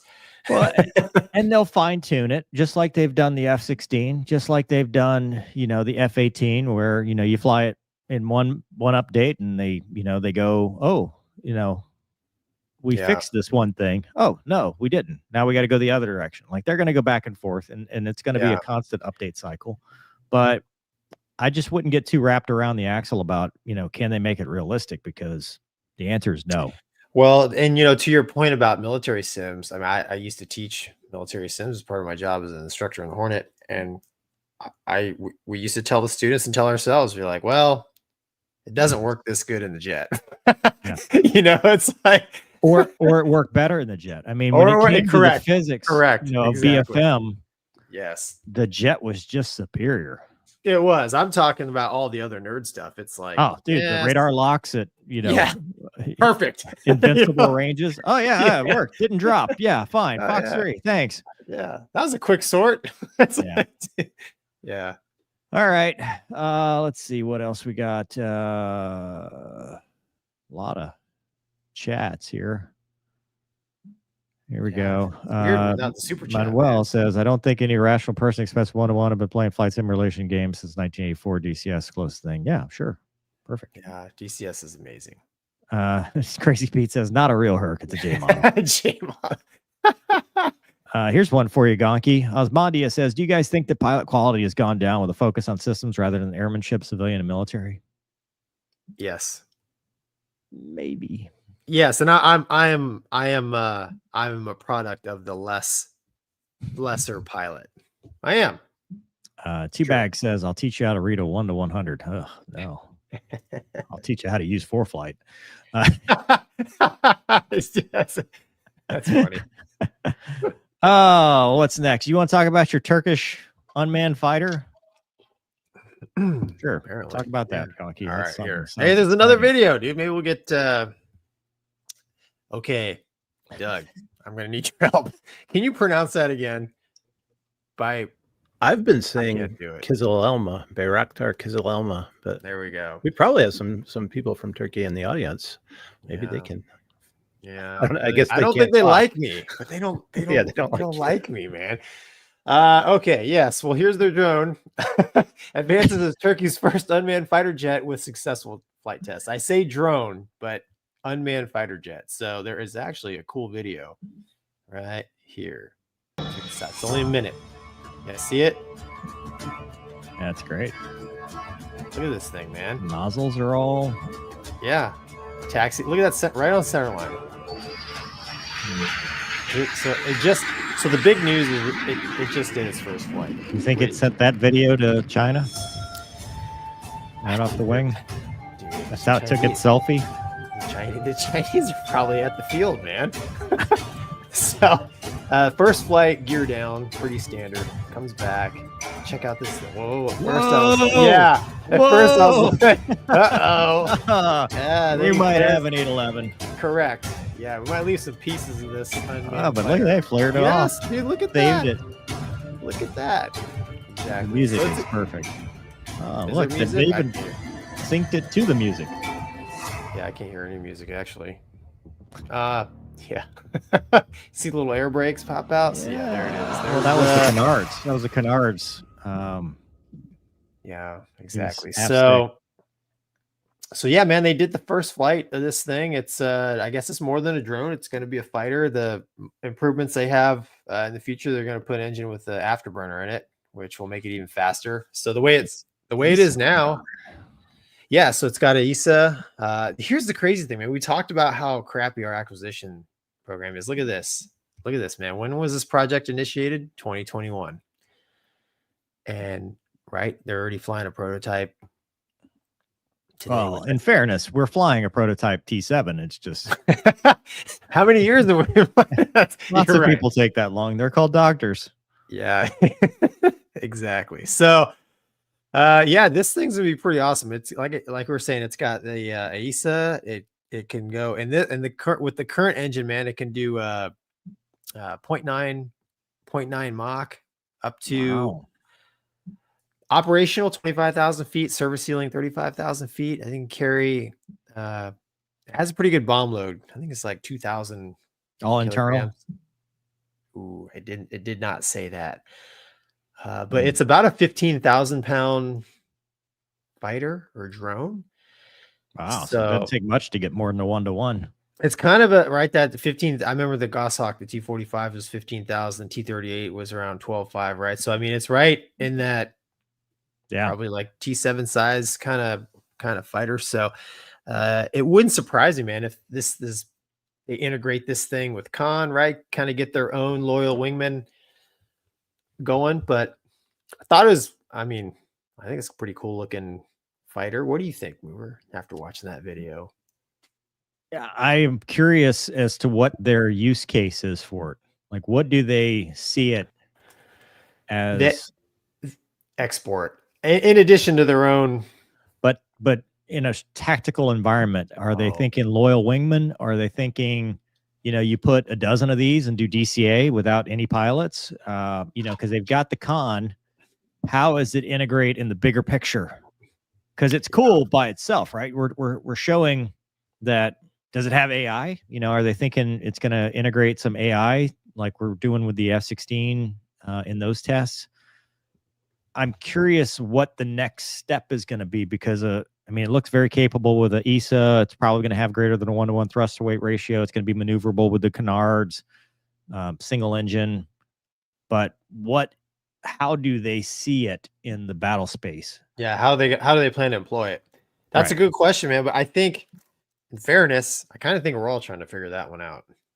We're not going to talk about it, but the Congressional Review of the NGAD, they talked about that. They talked about there was 2 questions. Digging in memory here. It is: do you want to build a machine for air superiority, or do you want to build a 6th-gen fighter? They're 2 different questions, right? Yeah. So I think, in the basically the crux of that whole article to Congress it's clear to me. I read it, like they're not sure kind of which way to go here. So I'm sure in Turkey, they're probably struggling with the same dilemma you have. But this is true with any new weapon, right? I mean, it's a technology demonstrator, like the F-16 when it first came out, right? And then it's like, well, what do we do with all this cool stuff, And then dude, think about it from an operator perspective. I love the idea of me sitting back in the con, potentially low RCS, lower RCS, sending that thing downrange with an ESA, and it's telling me, it is soaking up missiles. It's telling me what's downrange. It's causing the enemy to react way farther than I need to be. Yeah.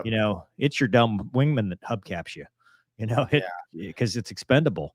It can drop bombs if it gets close enough. Dude, the tactical implications of it are pretty good, especially if they can create many of them. And I think we need to kind of go back to give them credit.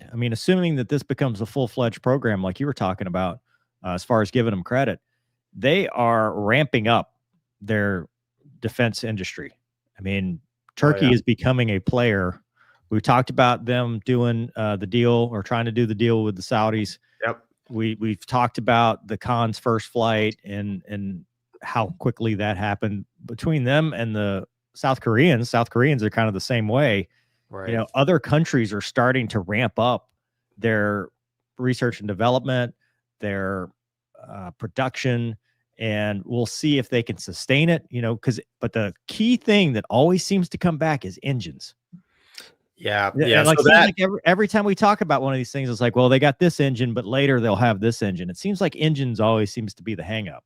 Yeah, so they are developing another engine with afterburner. So the current engine they're using in it it's a Ukrainian engine, and I can't remember the model. But you're right, that's one of the things they plan on, upgrading is the engine. And the engine is super important, right? It's got to be efficient, it's got to be powerful, lightweight. It's kind of a tall order, right? Yeah, no, but it's cool. Good for them though. Yeah. All right. To the chat. Fatih says, will the Turkish Hurjet trainer be a good replacement of T-45? It's now officially a candidate. Spain looks to be buying 24 Hurjets. I don't know what those are. Don't know what it is, actually. Doug, yeah. We'll circle back. Yeah. Nathan says, talk about the Starship rapid unscheduled disassembly causing all the airliner issues. I did see that. that thing was incredible. Looked like something out of a alien invasion movie. Yep. But did it affect airliners? I didn't.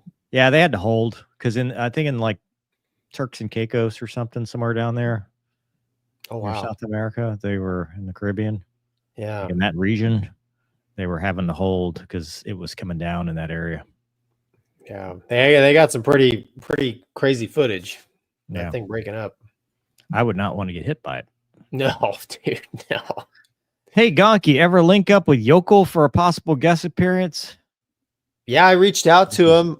We talked, and he hasn't got back to me yet on dates, but I'm sure he will. And then Pale, I actually need to get back to Pale because he had a busy end of the year and said, "Hey, reach out after the new year. It'd be good to have him on the show."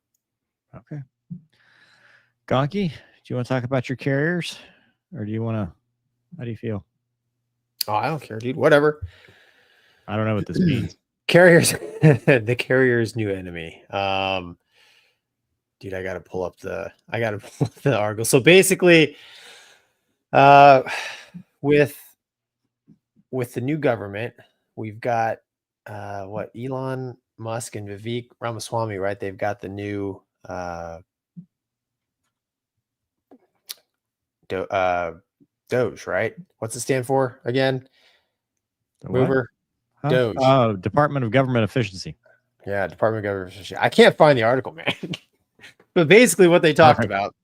Well, here, we can talk about it. You tell me what you think. So basically the argument is the new enemy of aircraft carriers is basically our own government, Doge, right? So they're all looking about, we talked about it. They're looking at ways to make the government more efficient. We're tired of wasting money, squandering money. So they're looking at the fact that, hey, our carriers basically obsolete, right? They're slow, they're big. Can we actually defend them in a real shooting war against a worthy adversary? And can we take that money? Because I can't remember how much the new carriers cost, but it's in the billions. Can we take that money, put it somewhere else where it's going to make, our military more lethal? So the new enemy is basically, I guess, the bean counters, right, in the military, taking a look at, hey, do we still need these things? So the argument is, well, China's building them, so they still think, they're good. And, I'd argue China is rapidly developing their naval air forces. So will the carrier programs get cut? The other question is, how many carriers do you need? We operate by far the highest number of super carriers in the entire world. Nobody else even comes close. And we have a complement of smaller flat tops. We have, the Marines wanted the vertical takeoff one. So, I mean, we have fighters on smaller ships. So, the argument is like, how many billions and billions and billions of dollars do we need to put into these carriers? So, their own cost, might be their downfall. I mean, as an Air Force guy, Mover, what do you think? As far as like, We got it. We don't even need a Navy. The whole thing can be handled with the Air Force. That's not true, but and the continue. Army. Yeah, we don't need any of them. Yeah, well, if anything, we don't need the Marines having aviation. What are you talking about? They don't need their own boats. Yeah, hit your ride with the Air Force, dude, like you do with the Navy. We'll throw you out the back of a C-17. What's your question? Why do you need your own boats? Yeah. Dude, I don't think it's going anywhere. I mean, especially the great, dude, I'm such a nerd now talking about great power competition. But the great power competition, as it is seen in the South China Sea, China, as you pointed out, is ramping up their ability to project power outside of their initial sphere of influence. I wrote this in a paper. That's how I know these things. It's awful. Yeah, it is awful. Continue. But no, they are, they believe they have sovereign rights to the islands in South China Sea and many areas out there. And they believe that is the gateway to their own defense. And as such, to defend that gateway, they are pushing out farther and farther to try to, it's basically creating this defense zone. And the only way they can do that is through force projection, because that's the way we do it. And so if we are going to match that threat and defend interests in the region, which whether it's Taiwan, whether it's, Philippines, whatever's over there, if we are going to, or Japan, if our goal is to maintain a show of presence and a show of force, the only way you're going to really do that initially is with a carrier strike group that you can rapidly deploy in a short amount of time. Because as much as I hate to admit it, the fastest force projection we have is a carrier strike group. Are they battle groups or strike groups now? I can't keep up. They always change the name. It used to be carrier battle groups. Yeah. We can also force project against ourselves with these carrier strike groups, which is frowned upon. So you have to weigh the pros and cons. But too soon. Yes, we can. I mean, that was a show of force by itself. Correct. Speaking of which, this is kind of a non sequitur. I saw an article that it was like 400 missiles or something. Remember I sent that to you? We should have talked about it. Oh, yeah, that was how many missiles that they shot. Yeah, the SM2s and all that they they shot them all. Yeah.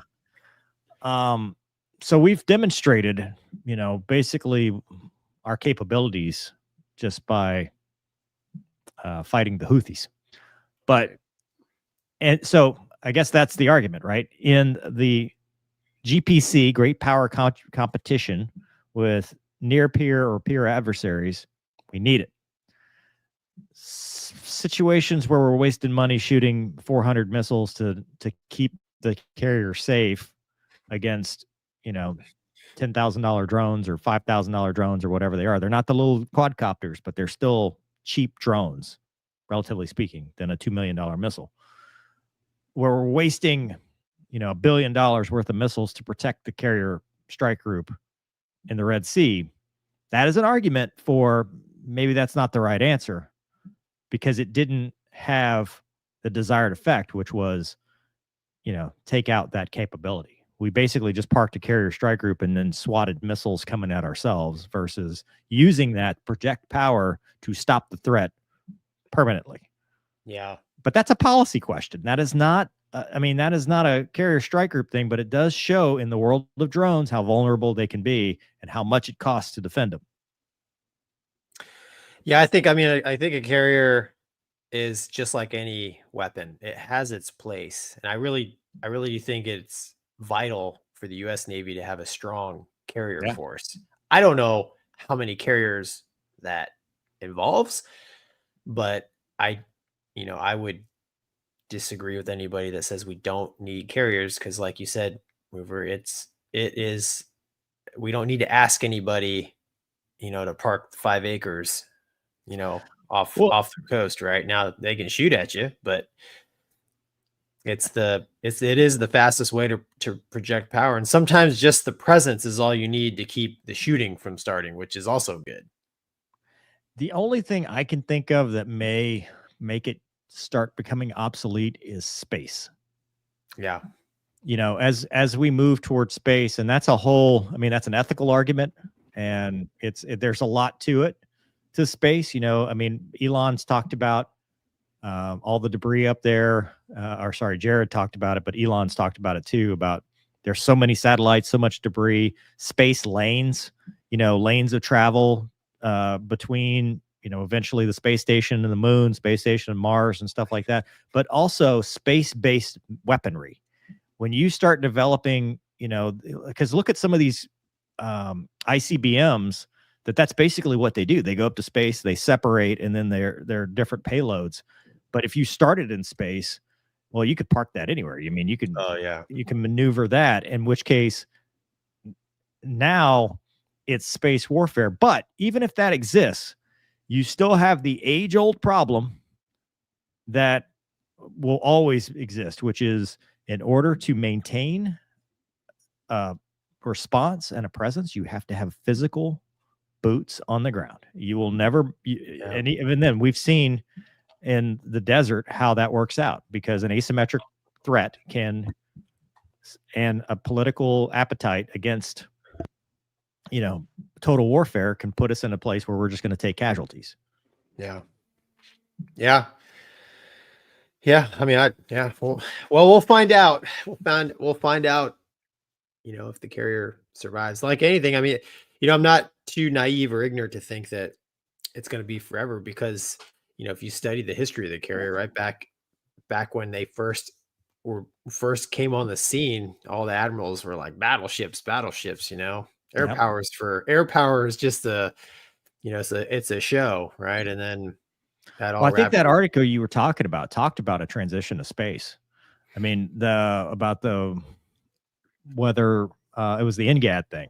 It was the NGAD article, and they talked about whether we would eventually transition to more space or 6th-gen fighters and stuff like that. And I think, was it Secretary Kendall on his way out was talking about?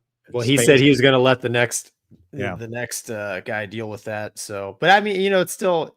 And the next guy is it was a tanker nav, and his undersecretary is a space guy.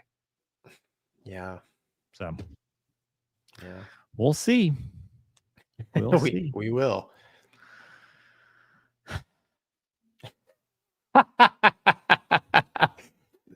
Thank you, Shanghai. Laura B says, "Has Gonky checked his child?" That's funny. I haven't heard a smoke detector. I can still hear Pink Panther going, so he's good. Yes. Well, Luna came in a while ago, but we were talking about something serious. Gonky checked me. CPS is gonna knock on my door. It's like, yeah, well, feds, whatever. Wouldn't be the first time. I mean, it'd probably be the first time for DPS. Wouldn't be the first time for somebody to get in trouble as a result of something that happened on this channel. Yeah. Not that I would know anything about such things. I'm just saying. All right, dude. So unconfirmed, as all things are when they start talking about avia.pro, but this is the second source that I've seen, but they are basically going off of a newspaper of the Russian Armed Forces. So again, reported on the feat of test pilot Colonel Maxim Stefanov. Dude, it's not in this article. So in the other article I read, and this is really why I wanted to talk about it, he's 50 years old. Legend. Yeah. That's awesome. So he's 50 years old. He was doing a special military operation, Su-35. He was hit by a SAM, and it had 28 holes, so to speak. And he had, it does say it. It does say his age. It says he combat operations destroyed 120 enemy target, including command. That's a lot of command. Was it SAM? Maybe if you've got 120 command posts, you need to kind of Dogie needs to come over to your area and tell you you got too many generals. 180 servicemen of the Armed Forces of Ukraine were eliminated. Well, that's not good. These achievements specify high level of training, but he was the State Flight Test Center. He mastered the Su-35, Su-30 SM, Su-34, Su-25, Su-57, MiG-29, MiG-31. So they stuck the poor guy after flying the Su-57 in the Su-35. He gets shot at, he lands, and he's over 50. Wow. He is a younger Thomas Cruise.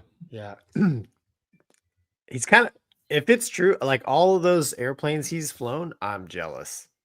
Well, dude, the Su-57 demo guy was like pushing 60. But I think, here in the States, like a lot of the tests, but a lot of the non-military, like all the guys that work for Lockheed and Boeing, they're all older ex-fighter pilots, man, doing like the air show stuff, like the F-15 Eagle video demo that we watched a couple months ago. Those guys are probably 50, So you're saying there's a chance? No, not for us, but I'm just saying that. Like, could have been. You could have been 50 flying the. You're right. I had Super Hornet. I had my chance, but it's okay. Well, the reason's back there playing Pink Panther. So dude, the reason's watching. Oh man, I love it. Yeah, correct. I just thought it was cool. No, all right. Cool. And now back to our. Oh, dude, we got time for one more. You want to talk about this? Why, dude? We already been on the soapbox. Why not get back on it before we go to mental health, or we can talk about the MiG-29.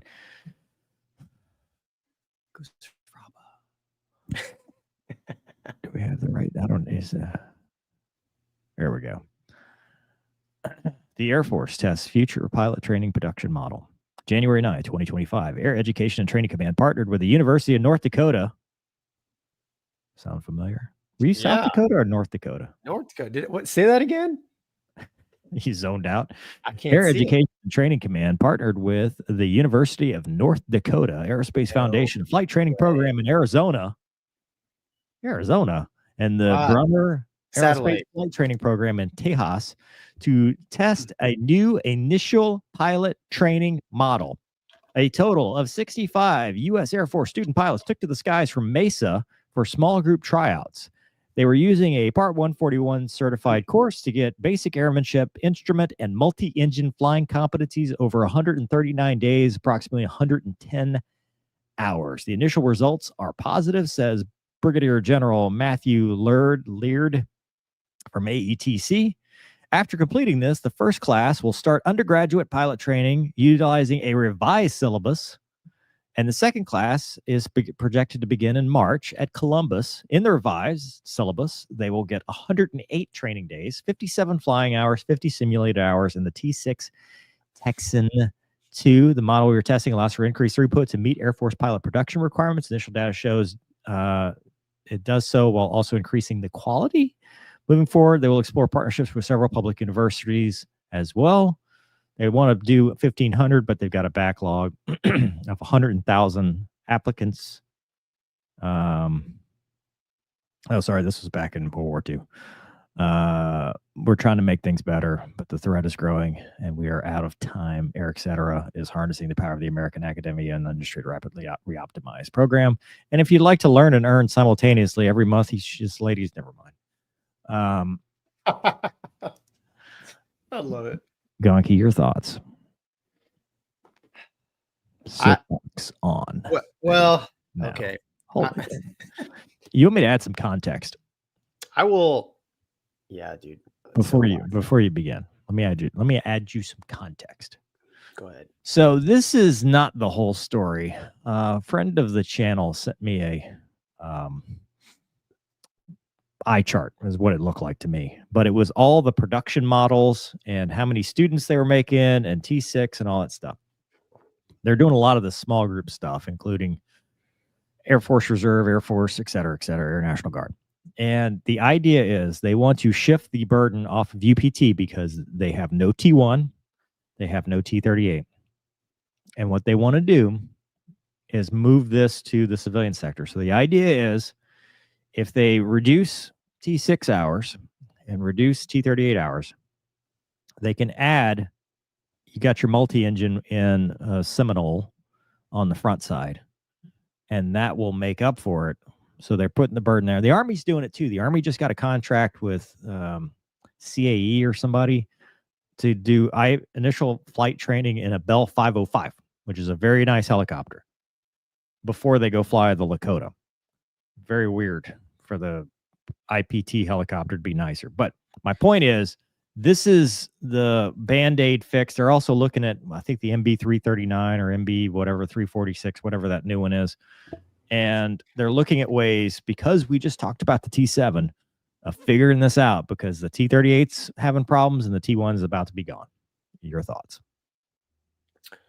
I went to the University of North Dakota, and they've been doing that. The Army was doing like a lead-in type program, you know, in the 90s when I was there, flying the R-44. Is that right? Mover. It's a little two passenger gas powered R-22. R-22. That's it. Yeah. Pretty popular program. And then you know, they would do, you know, go through their commissioning source and go on to Army flight school. I think, having been a civilian instructor myself, I think sending military, especially a military flight training to the private sector is a horrible idea.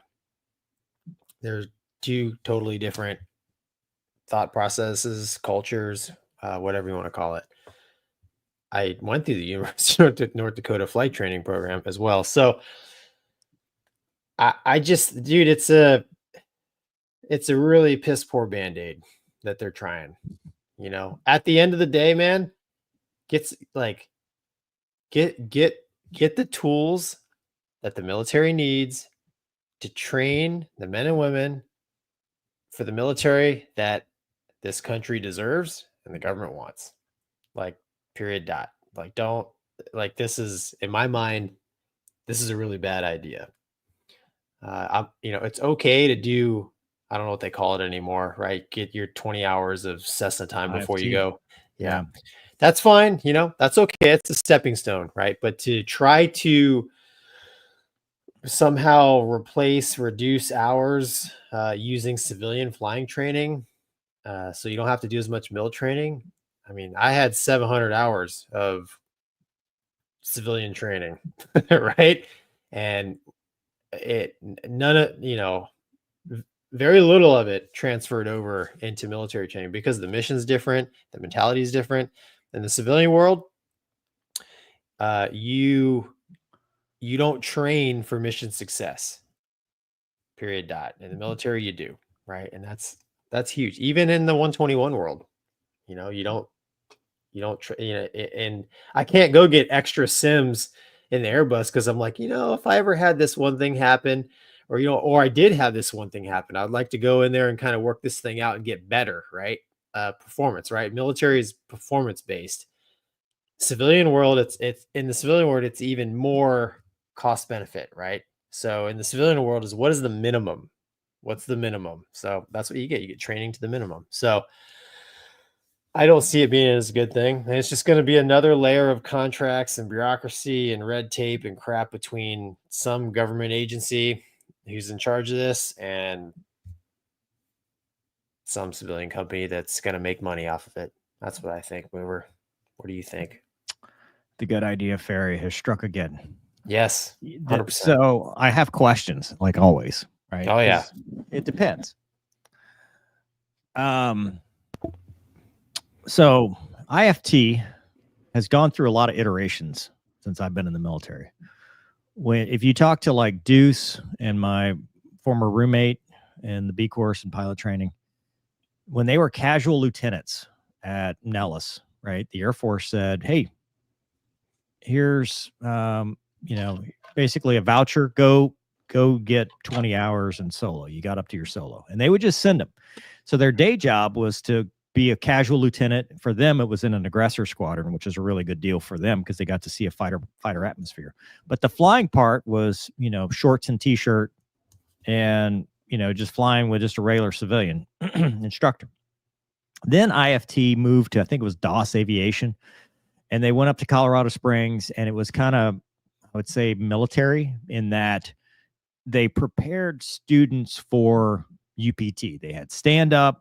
They, did boldface, EPs, all that stuff. So my question is this program going to be the former or the latter? Are we going to wear flight suits and pretend like we're in pilot training? Or is it going to be hey, you're staying in a hotel, TDY, downtown, partying it up in Mesa, good deal for 110 hours, which is going to take you probably, what is it, 3 months, 4 months, whatever it said. In which case, nobody wins from that. I mean, it's fun, but nobody's going to get anything out of that. You're not going to carry anything over with that because civilian instrument flying is not like military instrument flying. And civilian multi-engine flying is not like, fighter multi-engine. It's not like anything. It's not like anything because I did this when I got my ATP. I went and flew at a Beach Duchess, and I learned all that, piston twin nonsense, and I've never used it in my entire life because 121 heavy aircraft do not fly like small pistons. There's nothing there for you. So could you make the argument that it makes you a better stick and rudder pilot? Well, if that's the argument, let's save a bunch of money and put everybody in tail wheels, because let's go make them work with T-Bear for summer crop dusting. Tailwheel and gliders. Yeah. I mean, if the argument is it's going to make you better stick and rudder, I can think of a lot cheaper and better ways to do it. If the argument is we're preparing you so you have less time in pilot training, I think you're absolutely correct, Gonky. It's a terrible idea because there is no carryover. We do different instrument procedures. We do different, multi-engine procedures. We have a different mentality on how we learn an aircraft. I mean, when you show up to pilot training, they tell you, here's your -1, here's the sections you need to learn. When you show up to a 141 school, you might have a POH that is in some random order, and you may learn it, you may not. I mean, you may, when you go to your check ride, you might, which I don't think you're even going to do an FAA check ride. But my point is, they're different worlds. And are we solving a problem? And if so, what is the problem? If the problem is we can't produce enough pilots, I don't think adding stuff on the front end and shortchanging the back end is the way to do it, because all we're doing is speeding them through and making them worse.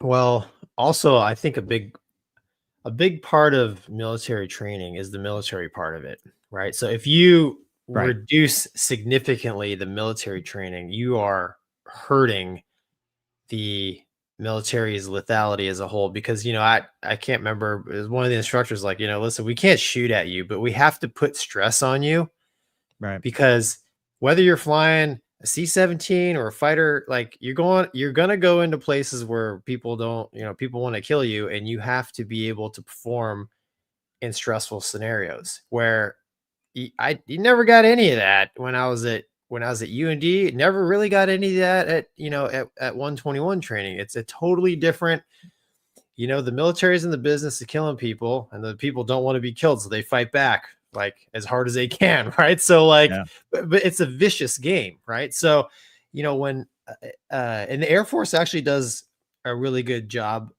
of this, probably better in some regards than the Navy, of it's the harassment package at UPT. I mean, there's no other way around it. I mean, it's stressful. Even if you're not flying, it's stressful, right? Formal release. They put you on there's formal release formal just to that's- harass you. 100%. You have to earn your right to go home, basically. Yeah. So like it's that is such a valuable piece of the puzzle, because that sets the tone, from the beginning of what you're getting into. You're not here just to build time for the airlines, right? Sorry, right? Yeah. Taxpayers paying millions and millions and millions. That can be your angle. That's fine. But they're paying millions and millions of dollars for you to be the most lethal warfighter you can be.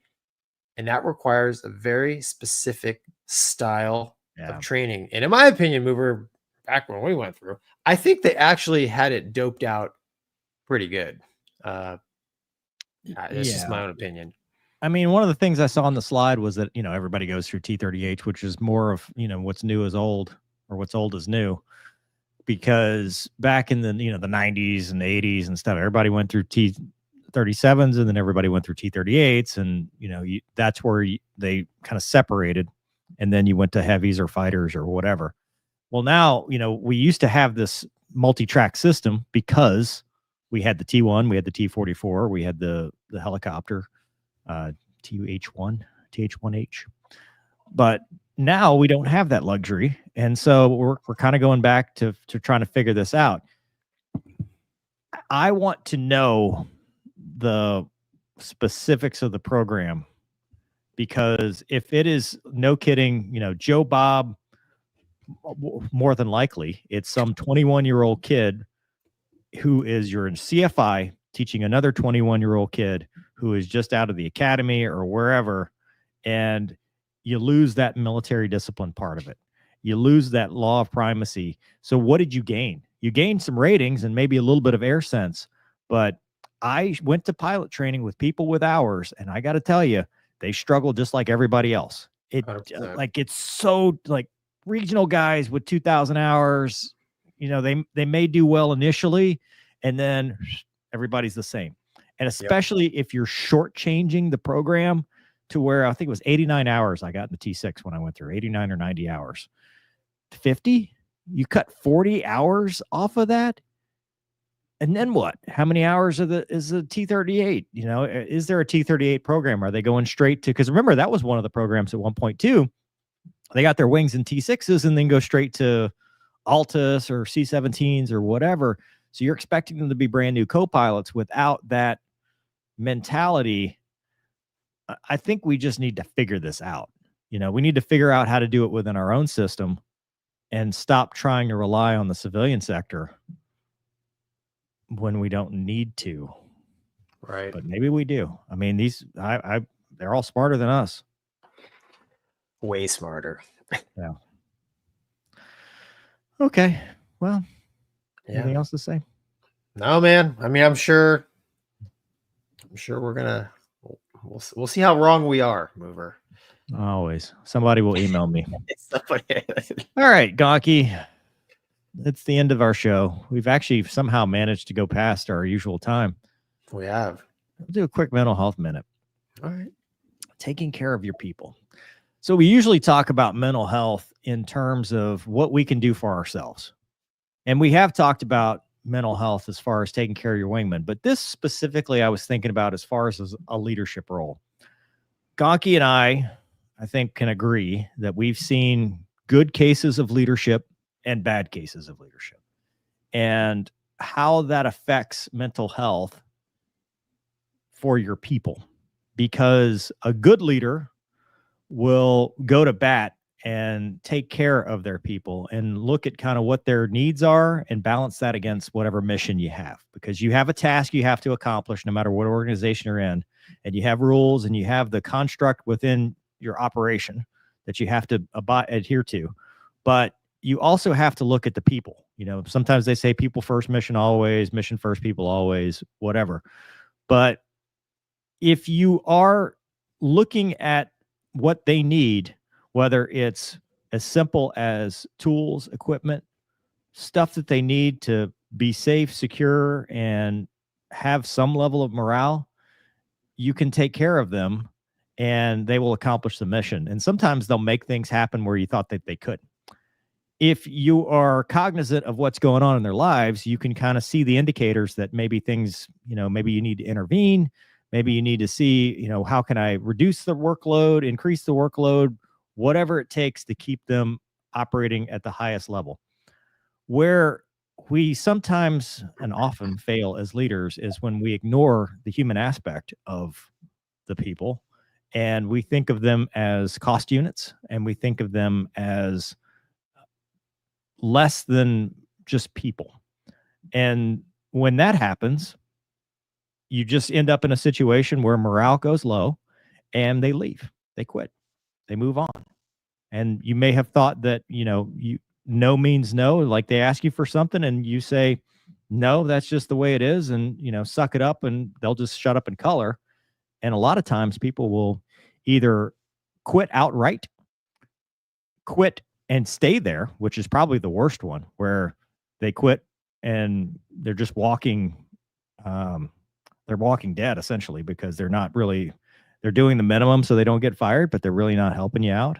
And so when we were at a pretty toxic environment, we had, the saying that people don't leave bad jobs, they leave bad bosses, because a bad boss can turn a place that was one time awesome into a toxic mess where it trickles down to not only is the bad boss the problem, but everybody beneath them becomes the problem. And sometimes all it takes to fix that is one person with a spine. It takes one person with a spine to stand up to the toxicity and put a stop to it. But sometimes people won't do that because it's all about me. And to highlight the good leadership side of this, we have since worked with bosses who don't care if they get fired. They have that sense of, I'm not here for me, I'm here for you. So I will do whatever it takes to help you accomplish the mission. Because really, when we're leaders, we're coaches. We are there to give opportunities for success, and we're there to allow people to accomplish their mission. And our job is to remove obstacles and get out of the way. And if we can't do that, we don't need to be in the position. So the good ones are the ones that remove those obstacles, provide top cover, and again, all within regulations and laws and, company policies and all that stuff.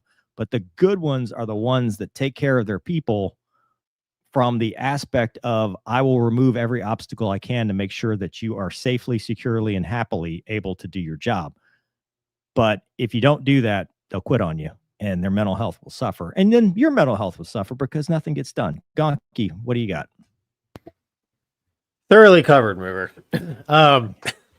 Yeah, I mean, in my experience, man, I would say that, taking care of your people is like the cornerstone of leadership. So the worst leaders that I've ever experienced are all about themselves, self-driven, right? You don't even have to be in the military to experience this. If you're in a job or a business with a boss or whatever, and they're all about them, you know what I'm talking about. And by far, on the flip side, the greatest leaders I've had, which you touched on, Mover, it's I wouldn't say they don't care if they get fired. I would word it more, they are mission driven.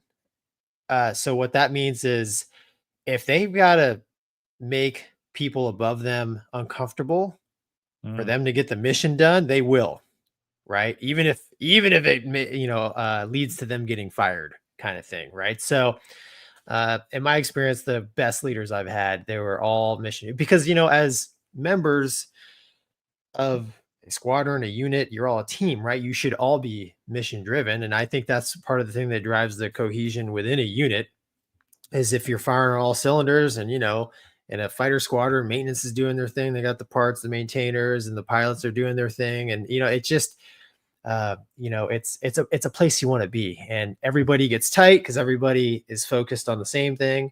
And that starts with the commander, right? Your leader, right? He sets the tone. Everybody's like, okay, this is where we're going.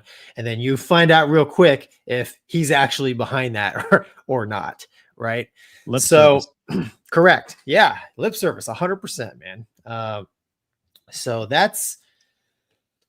it's not non-existent, but as you get older, I would argue, enlisted ranks, officer ranks together, as you become a veteran in the military, or even in your line of work, whatever it is, the higher you up the ladder, I think the harder it is to find people that stay mission driven, because they start looking at things like, oh, I've got so much time invested in this career, I look out for myself a little bit, which, it's kind of the nature of the game. We don't make I don't make the rules. I play by them, right? Kind of mentality. But,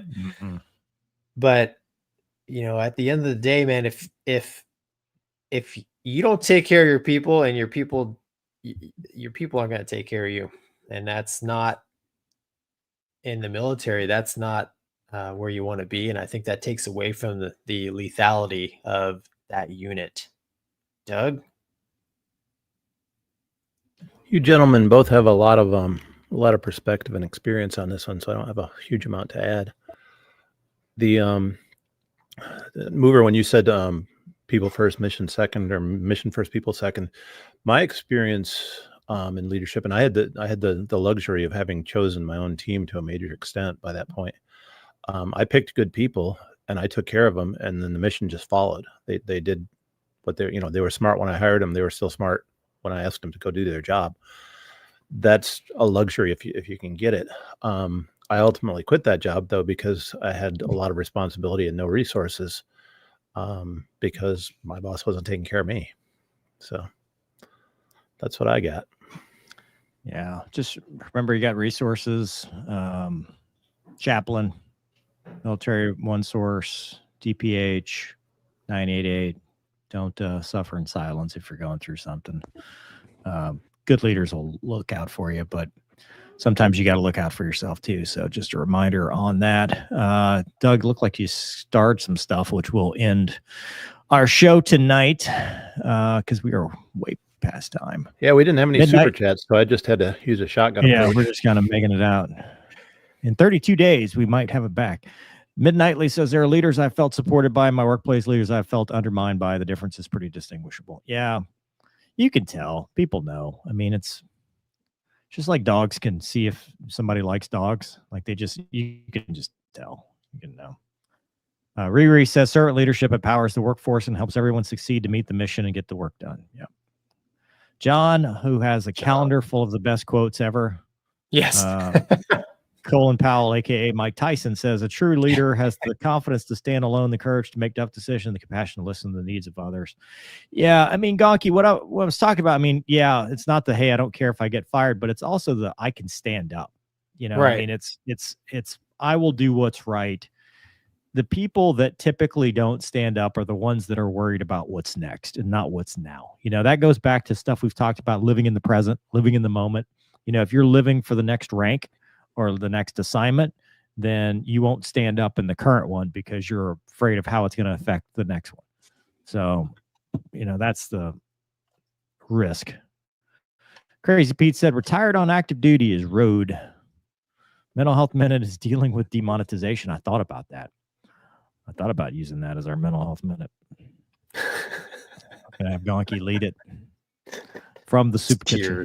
Just tears. Have Rip come in with his little bowl that was empty. Yeah. I'd like some more porridge, sir. Sorry, kid. Sorry, kid. Sorry, It's a kid. whole skit. It's a whole thing. Mark says, do you guys have any tips on how to treat and get rid of vertigo? Ooh. Barony chair? Sorry, Mark. Yeah, man. No. Sorry, man. Nothing. I've never had, except for that time in the nerd chair. I've had it one Yeah, time. fix your tracking. Yeah, fix your Pimax tracking. It'll work fine. Code Monkey says, Mover, it may seem like a stupid question, but why couldn't skilled veteran Air Force pilots open their own school to train future Air Force pilots? It's because they are making too much money in the airlines to want to do that. I mean, that's the bottom line. All skilled Air Force pilots got pissed off because the Air Force treated them like crap and went to the airlines at the first opportunity for triple the pay and half the work. Maybe not even half the work, 1/4 of the work. Yeah, you're not even then. You're not going to get the same. You're not going to get the same military training that like a young captain is going to dish out. Yeah, to an ensign or a first lieutenant or whatever. I mean, yeah, I don't. No, it's just not going to work. Janitor's back. It says the Mover and Gonky show. Did Gonky bully the wrong country and get demonetized? No, Gonky bullied the small company of Google. And then here we are. It's too soon, Oops. Gonky. It's too soon. maybe next week. Yeah. DGX says, do you have this channel set up for subscriptions and bits? No, because it's too new. You have to have so many watch hours. It's like everything else, right? You gotta have to have so many viewers, so many watch hours. It'll be a while, but I wanted to start it now. So eventually we can diversify and not be up the creek without the paddle next time this happens. So, all right, Gonky, that's a show. We did the show. Thanks everybody for joining. I'll see you in February.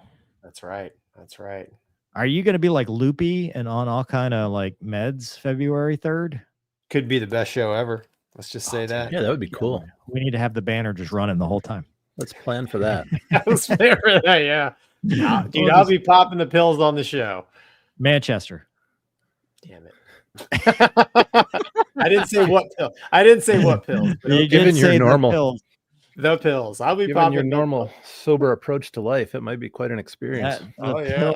He's gonna pop the pills on the show. I will have forgotten. Next week it's Casmo. Dude, I'm gonna see if Wombat will come on with Casmo. Yeah, that'd be good. Wow. Just let them let them go. I'll be watching. Where are you gonna watch from? Maybe. If you could watch, you could be on the show. So, all right. Well, thanks for your service. Good night, everybody. We'll see you next week, or I'll see you next week. Good night. Night, folks.